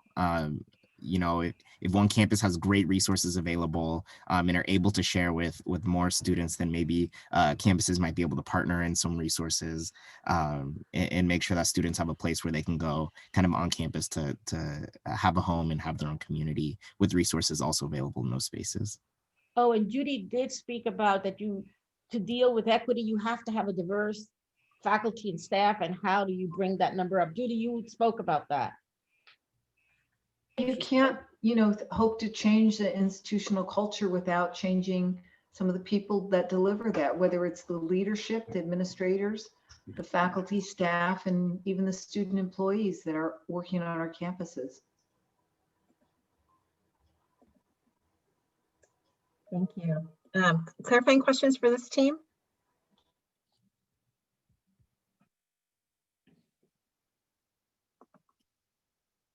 All right, well, last but not least, group 5, this was kind of the new area that was added. And so would love for you to share with us where you got, because you started off with a blank space here. So I don't know that we identified a reporter, but Sean or Bridget, would either of you like to share some of the insights that we talked about in our small group? Sure, I can start, Sean, if you want to come back clean up. We talked mainly about how there are going to be, we all have implicit bias, we all have ways of looking at the world, and without redirecting, without intentionality, decisions about reopening, including the order of decisions being made, and questions that we ask ourselves, there will be, we can either result in a system that is more equitable or inequitable. So questions like when people are talking through whether they reopen a campus, you're going to jump to an immediate assumption about what a student looks like, and you're not going to, perhaps without direction, the first question might need to be, do you need childcare instead of whatever the other question is. So just the decision about that, about the type of student that you're going to be designing for, it will determine so much of what we end up with. And so it's about making sure that there is guidance and intentionality that is rooted in equity when it comes to making any decisions about reopening. And I'll just simply add that we also appreciate that there is a different department and a different group of folks who are thinking about the mechanics of reopening and the public health considerations. We were thinking about, the other sort of social factors that may not be at the top of the agenda or on the agenda at all for the other groups that are thinking about, a physical return to campuses. For example, I think that Bridget's example she just gave about childcare was really good. We also talked about, grief support and trauma support from students who have experienced loss to COVID-19. And we do know that obviously from the data that students of color have disproportionately experienced loss and therefore are disproportionately more likely to be grieving and in need of grief support. Mario also talked about students experiencing homelessness and housing and food insecurity, and yeah, those kinds of things. I would just add that one of the other things is, we own a lot of buildings. Many institutions are in the process of, because of a gift or otherwise, building a building or completing a building. And right now, when people are trying to make a decision about reopening, that might cloud. That could cloud judgment. I'm not saying it will, but I'm just saying without intentionality, without a framing, if we're making assumptions which are inherent in the decisions that we're making, it just might be helpful to have some broader guidance. And then lastly, that there are clearly some things that we can't replicate online, and those should be at the top of the list. And I don't know who's holding that list of stuff that we haven't been able to replicate, but as things have evolved, technology is evolving, I get it. But we perhaps start there instead of the assumption that we're trying to get back to pre-COVID, because that's not a reality. And it probably shouldn't be how we make decisions in terms of order. Wonderful. It looks like Keith raised his hand, Susan. Yeah, go for it. So Bridget, you got me thinking about the issue, and I think this is where you're going, and clarify if I'm wrong. So one of the issues I've been dealing with the last couple days has been my enrollment, and I'm down, I think, 15-16%. And what I've noticed in our prior years, our students within our community wait until 2 weeks or 3 weeks before the semester to start getting everything ready to register for classes. And so now I'm trying to figure out with regards to reopening about bringing my student services staff back on campus sooner rather than later to be able to help students to register for the spring semester, because a lot of our students are having the challenge of going online. And so I think from this conversation, which we got to be thinking about, it will be kind of helpful to get some guidance or some advice as an education leader in regards to reopening, especially based off our data of how we can address some of the issues of our students. Because if I continue to have my students register online, then that's a problem because they're not used to registering online. They need to see that face-to-face interaction. So how do you have those types of conversations when most colleges are saying, we're gonna be away, we're gonna be off campus till spring. However, our students, if you look at community colleges, enrollment is down because a lot of our students are waiting. They want that face-to-face interaction, and they want to be able to have that face-to-face support. And so that's what I'm thinking about what you said. Same thing with childcare, right? So our students are looking for childcare. So how can we provide childcare on our campuses? But right now, my child development center is closed. Our students in the child development center don't have laptops. Their parents have laptops, but they're trying to study as well. So what can we do to support our students who have childcare issues? Maybe it might be opening a childcare center for your students, so your students are able to do their academics during the day, and we can be able to take off that load for them by having the childcare center open. So I think the guidance would be helpful because we haven't had these types of conversations about the reopening. It's always about full scale, based on how we're going to teach, but not so much about the support services. And I think you just touched on something for me. I think I get it now. Yeah. Yeah, this is Nathan, and first of all, I apologize. I had to drop off over lunch because I was meeting with our chancellors who were talking about reopening and reopening further. But I guess I would piggyback on what Keith was saying is I don't think we think of reopening as a toggle on and off. I mean, we have thousands of our students, UC students, who want to return to campus, even if all their classes are going to be remote. And they feel that it's a safer place for them to be. They have co-curricular experiences. They have access to advising and mental health services that they do not have at home. And so I think we should think about reopening as a trajectory and not just as an endpoint. And we're finding at our campuses it's actually much safer to be there. Our highest positivity rate in testing, and they do testing every 2 weeks, is 0.2%, which is less than 1/10 of what it is in the surrounding communities, and much lower than it is in students who are actually living in the community. So I think this is an area that we really need to pursue, and we really need to prioritize the students who need it most. Low-income students who may have digital divides or not able to successfully do work in their home communities. Thank you. Anything else for the good of the order to comment on either across all 5 of these ideas or on any one in particular? Yeah, Millie.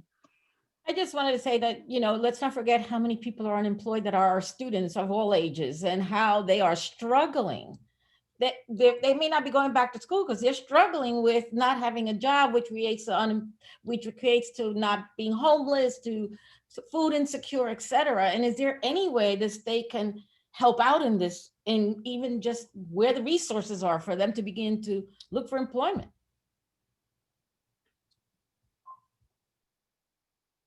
I know, hi everyone, sorry I had to step away for an urgent phone call, but I just want to highlight that 5th one for me has been a part of the urgency that we've been trying to move forward within our system. But I want to share some concerns that I think separating the reopening from the equity agenda and the goals that we're trying to achieve, puts it in a silo. And what it'll do is it'll make that the urgency that if you don't provide those resources, then you can't achieve recommendations 1, 2, 3, and 4.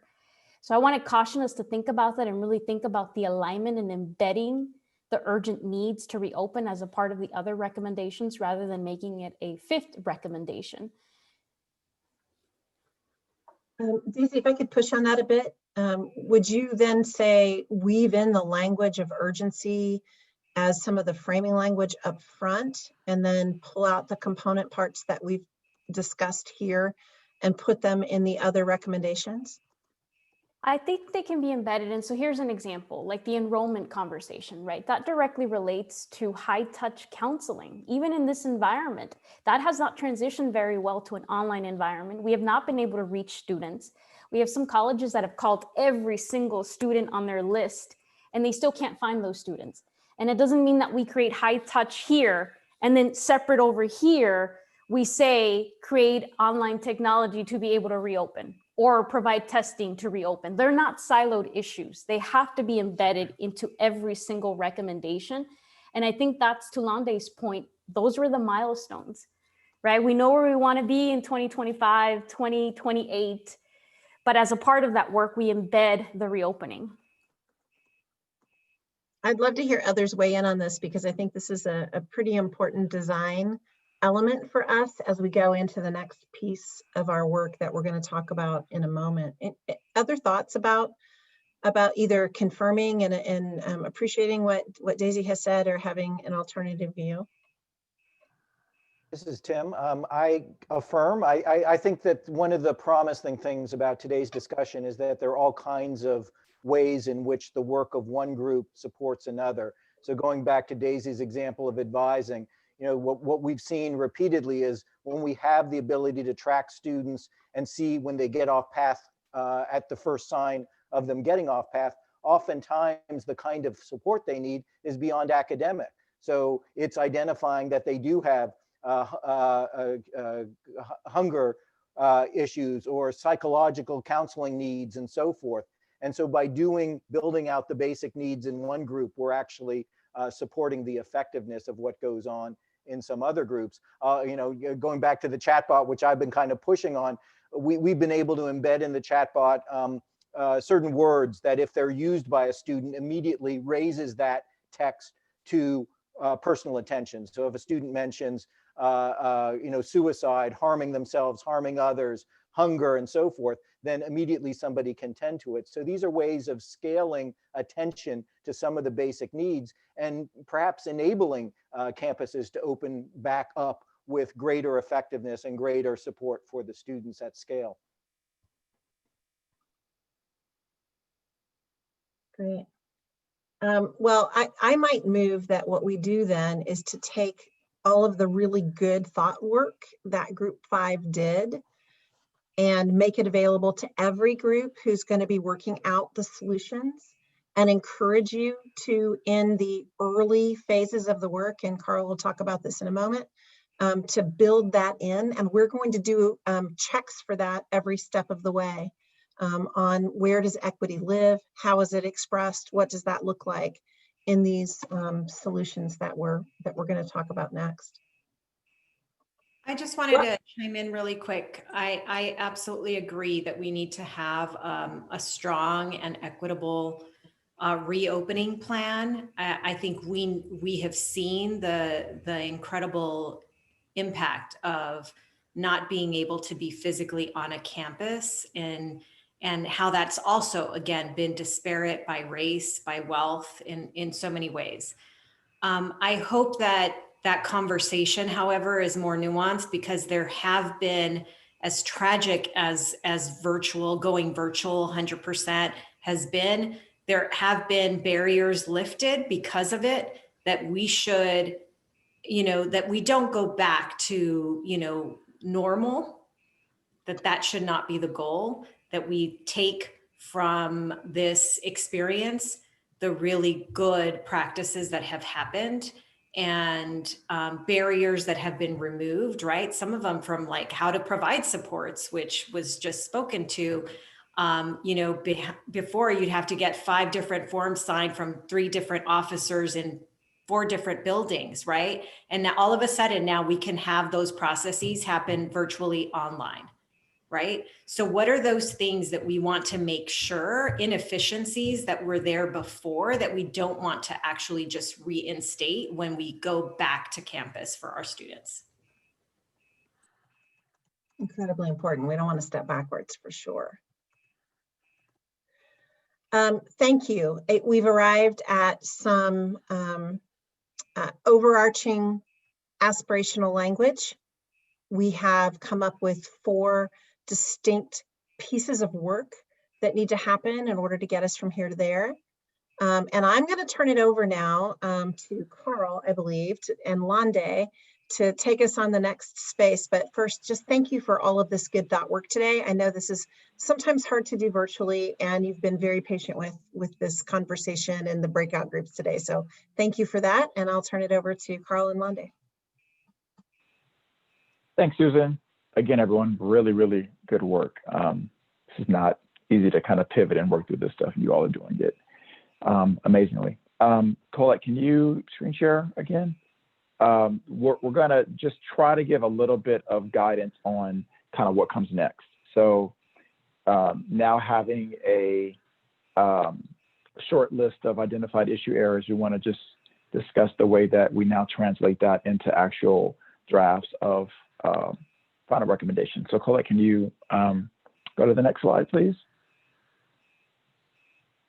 Londe, up to you how much you want to give more voice to this, but you know, Londe spoke to the purpose of this pivot earlier in the meeting, and we just want to kind of come back to that to just say our approach is now to put these issue areas with the overarching moonshot kind of guiding the work in the hands of task force teams, and that acknowledging that you all were brought together because you know better than anyone the content that's involved in this work. You all are going to be the ones to endorse the final set of recommendations in the final report that goes out to the public. So there's a sense of making sure that you have ownership and accountability around the things that you actually help to craft, and that it represents directly what you feel is needed, so that you're not, arm's length away from the final product. And lastly, we've been doing great work in our working groups, but those are bigger bodies of folks coming together that have done great work. But when you can put things in the hands of 2 or 3 small teams, there's just a level of efficiency and flexibility that we feel kind of gets the work across the finish line in a more efficient way. So just kind of setting that context for why we thought the teams was a nice approach to move the work forward. Lade, any other thoughts you might want to have on? No, I don't think so.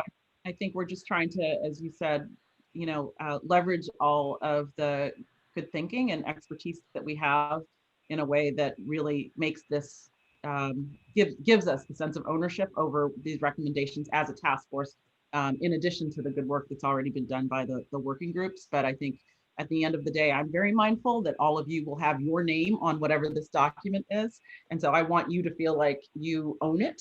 And I think we've had the working groups as both a way to flesh out some of those issue areas and a way to make sure that we're going beyond just this immediate group. But I think it's important to bring it in and make sure that as we develop detailed plans, that we do that in ways that really generate a sense of ownership here. The only other thing I would say, and we talked about this a little bit in our group, is that as this next piece unfolds, where these groups of 2 or 3 are going to go deep, I think it's important to be thinking about, again, what's the longer term that we're trying to go for in each of those issue areas. But then how do we, what's the role of all the different people and players and in bringing that about? So how do institutions play a role? What role should the state play? What role can advocacy groups and stakeholder groups that are external to the institutions play?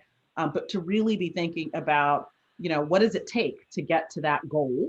And when we think about what it takes to get to that goal, who are the people, what resources or tools do they have, and what can they uniquely do? And then how do we set up some milestones for getting there? So I think that's the idea in terms of some of the detailed work that will be done by these teams. Thanks, Londe. Next slide, Colette.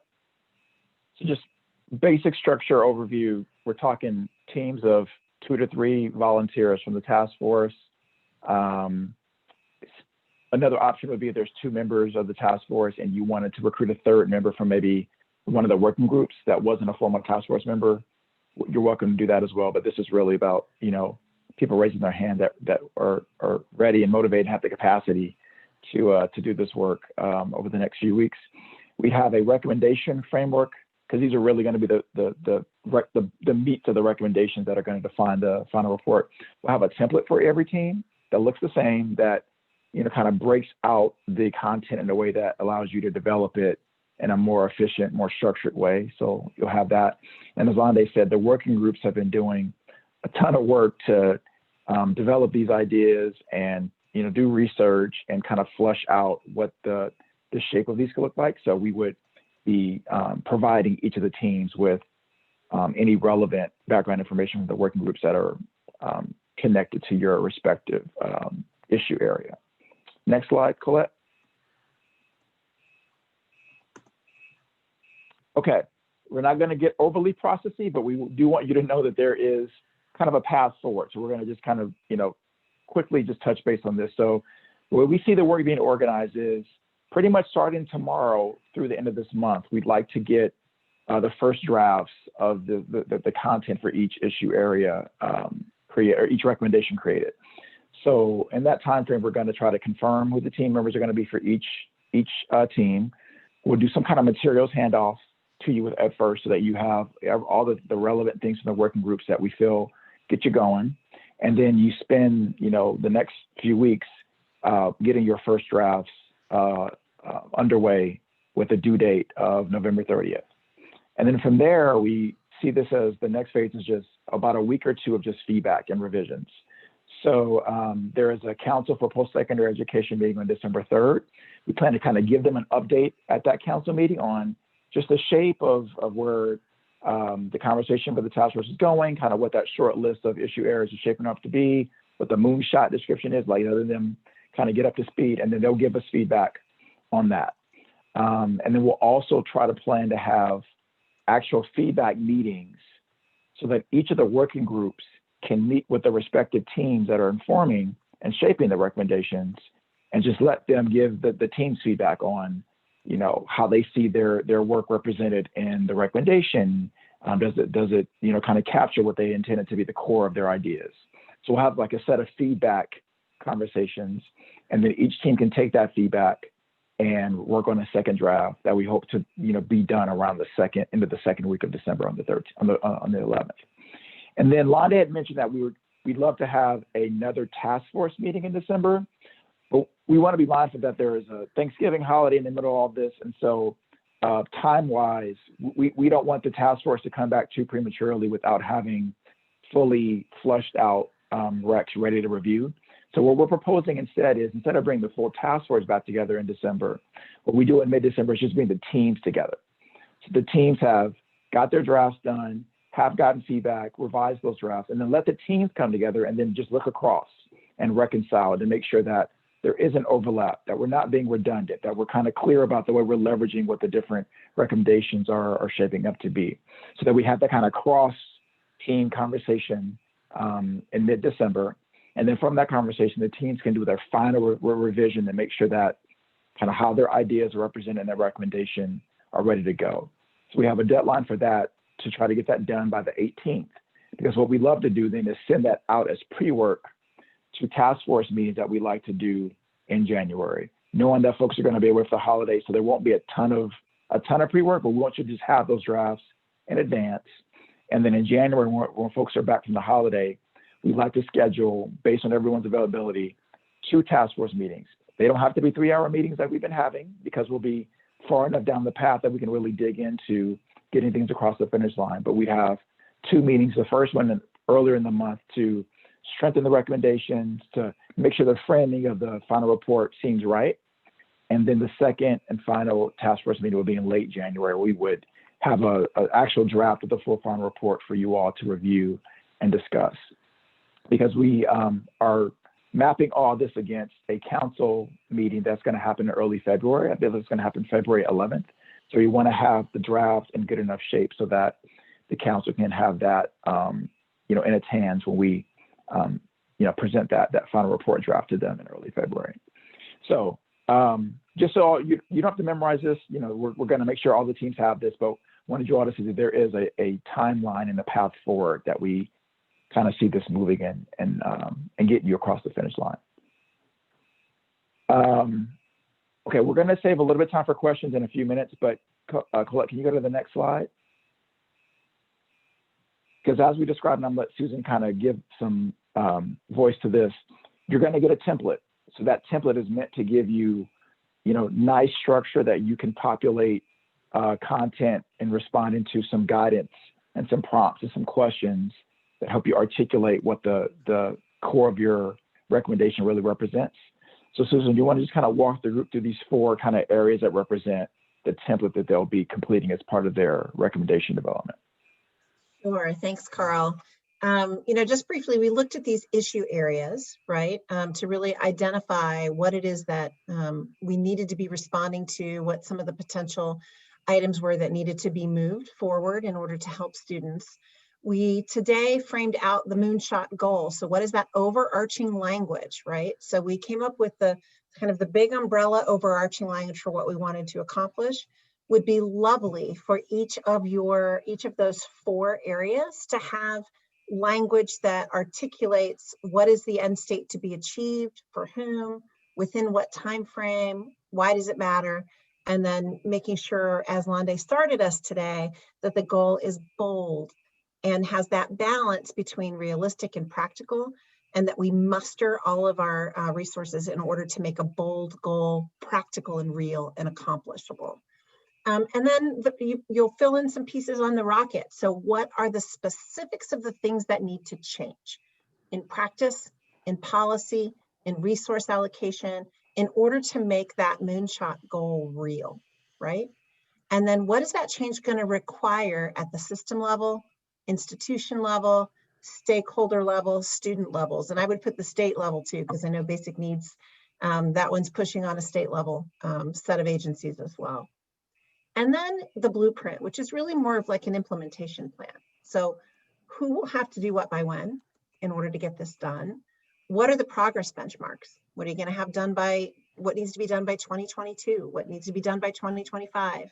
And what needs to be done by the end goal of 2030, so that the entire system is real and functioning and doing what we hope it will do.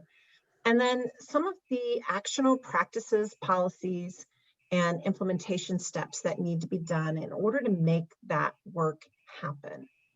So we'll build out more details for you, but this is the basic framework of how we're asking the teams to chart their path forward, so that we can put this into an actionable report that really does leverage all of the good thinking that's come before and attends to the kinds of things that we need to do going forward. Thank you, Susan.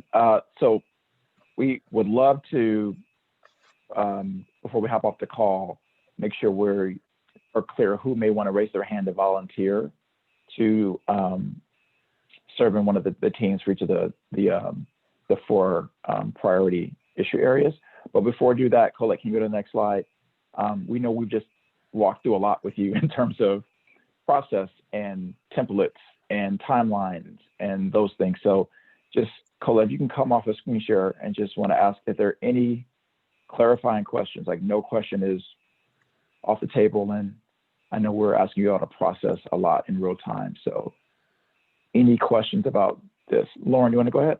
Yeah, I was just curious about whether or not there would be any Education First staff members engaged in the teamwork for each of the teams. We're absolutely available. So the answer is for sure at a bare minimum, we meet with each team to do the handoff of materials, to walk through you all the work that you've been in the working group, Lawrence, you know this, but kind of make sure that handoff is effective. And then yes, I mean, we are absolutely available. And it just depends on the level of support that each respective team would ask, but we're absolutely available for that process. Good question. Any other questions like that about just approach or kind of how we see this getting done?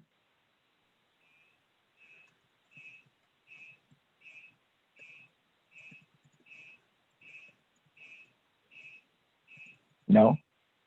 Okay. So if we can, we know in our one-on-ones, we had asked folks to maybe, early eager folks that may want to volunteer to serve on teams.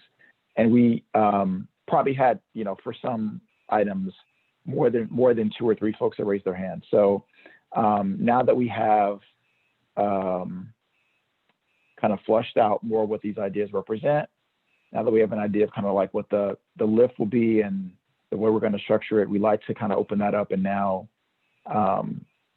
see if we can confirm who maybe some of the folks that want to raise their hand.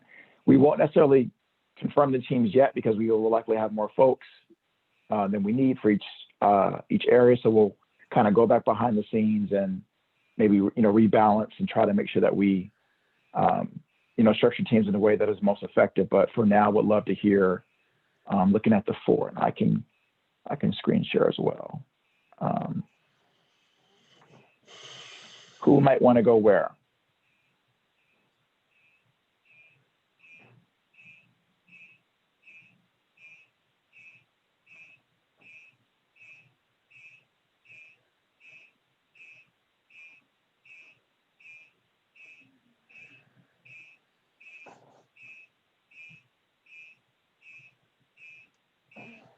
And if you're putting anything in the chat, I can't see. So no need to raise hands, just call out so we can know. We can maybe start with group by group.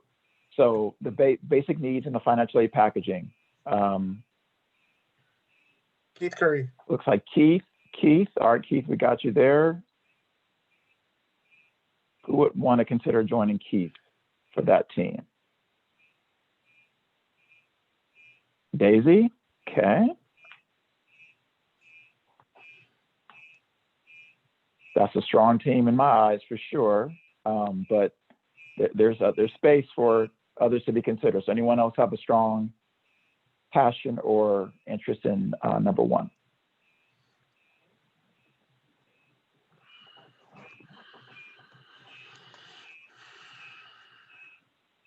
All right, Keith and Daisy, thank you for stepping up. We'll be confirming after the call with team one. And if folks still, are thinking about it later and want to let us know they have interest, you can always let us know after the call today. Group number two.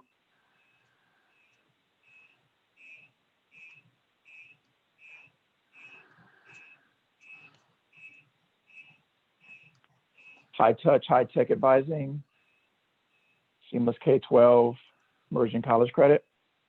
Carl, I can help. Tim. Okay, awesome, Tim, thank you. I'll Anyone do else it. want to raise a hand? Yeah, McCall. Who's that? McCall. Oh, awesome, McCall, thank you. Thank you, McCall. Lauren. Thank you, Lauren.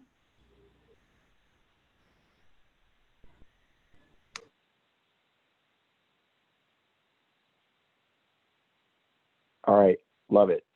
Thank you, team number two. Moving on to team three, statewide system for admissions, transfer, and articulation. That's the common tool, common platform. Any volunteers for this?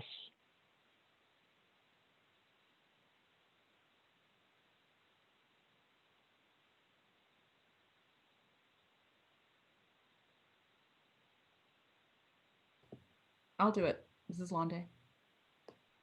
Thank you, Londe.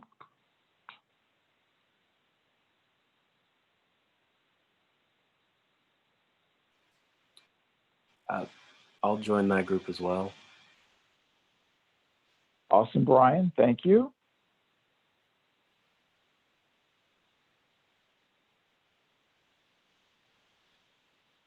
Anyone else?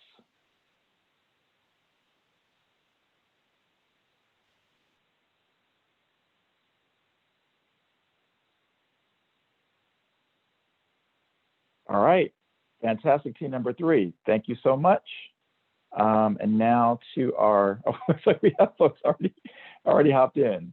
So it looks like we got Michael and Haley have already, I didn't see that, already hopped in for the equity focused culture and teaching and learning. Any other folks would love to also join Michael and Haley?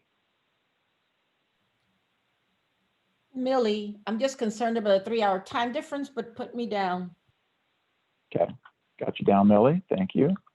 They wake up early, Millie, don't worry. It's true.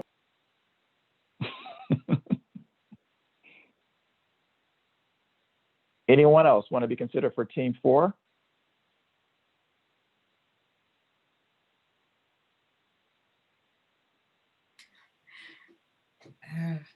Deb? Yeah. You came off mute. What are you thinking?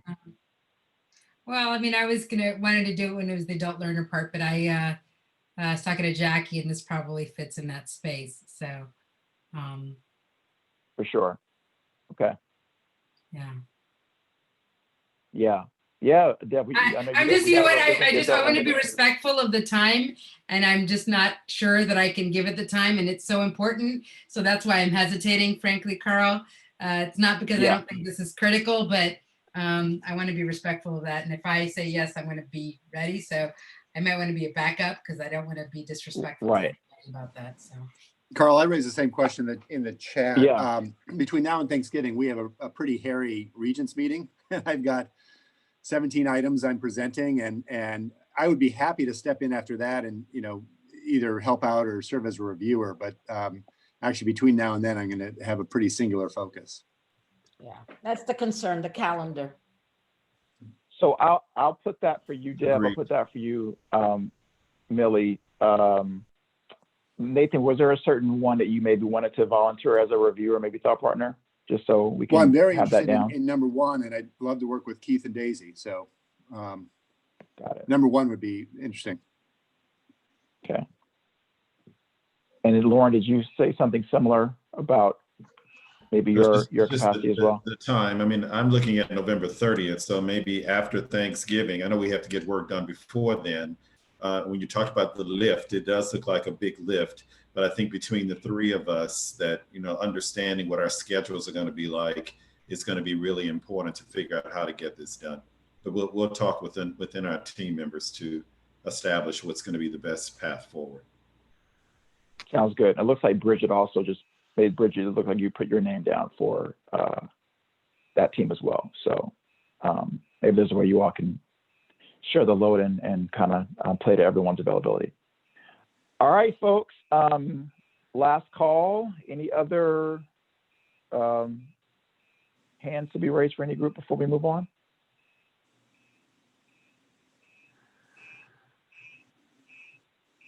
All right, I think we got some great teams. So thank you all for stepping up, and really looking forward to what you all will be developing over the next few weeks. So Colette, if you could just screen share, I know we have like 5 minutes, so we're gonna just get across the finish line because we're gonna just talk about next steps before we let you all go. Next slide, next slide. So just a reminder, we've done a lot of process stuff. We talked a lot about structure. Just want to have this quote here to remind you all why this work is so important. Like, this is your motivation to hit the ground running. This is from a student that we talked to in our focus groups. And, she says it all. She's returning to college because her degree supersedes everything. She's a first-generation college student, low income, and a single mother, and she is the role model for her siblings. So as you all are, so motivated to do this good work, just please keep in mind that, we're doing this for her. We're doing it for her peers and her family members that are facing very similar paths towards advancing to get that degree and keep building a great life for themselves. So let this be a reminder of why you're doing what you do and why it's so important. And with that, Colette, let's just advance to the next few slides and we'll talk about some quick next steps. Next slide. As we always do, we'll send out a feedback survey for today's call, as well as our notes summarizing what we talked about. Next slide, Colette. And as we talked about upcoming activities, we'll confirm the task force teams. We'll make sure each team gets provided their template, as well as a handoff of all the good working group materials that informs their work. And then the good work of beginning of the draft, those final recommendations will start. Next slide, Colette. And as we discussed, there's now another set of meetings that are going to need to be put on folks' calendars, and we know that they're fill up quickly with the holidays and the start of the new year. So we will be reaching out to your schedulers right away to get the call set up with either the teams and or the task force meetings at the top of the new year. So look out for that as well. Next slide, Colette. Just a reminder, everyone, that we are still getting feedback on just our overall set of ideas and the direction of the task force from the stakeholders that we met with earlier. And so we had a survey that was sent out to the stakeholders, and we kind of shared with them the set of ideas that were in consideration, and just asked them to kind of give us feedback on how those ideas reflect the needs they shared with us in our conversations, how much they're motivated to get behind and be involved in advancing those ideas. And so just know, next slide, Colette, that we're going to be having that survey open through this Friday. And coming out of the close of the survey, we will have update survey results and analysis for that. And not only will we have that ready for the task force, we'll also have that ready for the teams. For the teams, you all can kind of use that as an extra set of information that helps you better shape and craft what you're pulling together. And I think, Colette, that may be the last slide. So if you can come off our screen share, And I'll just ask if there are any other comments, questions before we hand it over to Alande to adjourn us for the day. Any other final thoughts from folks?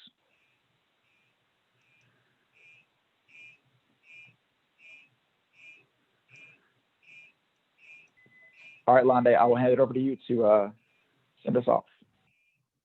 Great. I just want to say, of course, thank you. I know that we had not planned to spend more time together than this meeting, and I'm definitely hearing as we are barreling towards the holidays, and that puts an extra pinch on everyone's disposable time. But I am enormously grateful. I'm especially grateful for the students of California. I think, you know, one of the things I was hearing this meeting is that our institutions often need a nudge, and sometimes a pretty strong one.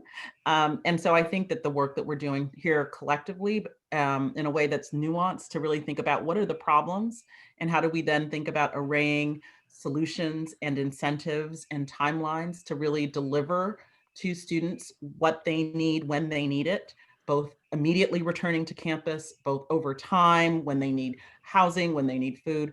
That is really what all of this is about, and that there are ways that we can shift our systems to accommodate students rather than assuming equity is about students getting access and then it is their job to constantly accommodate the confines of the institution. So that's really what we're about, and we want to do that in partnership. We want to do that based on all of the expertise that you all have, which is why you know, we were thinking it is not worth trying to do something fast. We want to make sure we get it done right. So the only reason that we are locked into the time frame we are is we really want to take advantage of this Council on Post-Secondary Education meeting that's occurring on December 3rd or 4th, because we not only have all of the higher ed leaders coming, but we have all of the board chairs coming.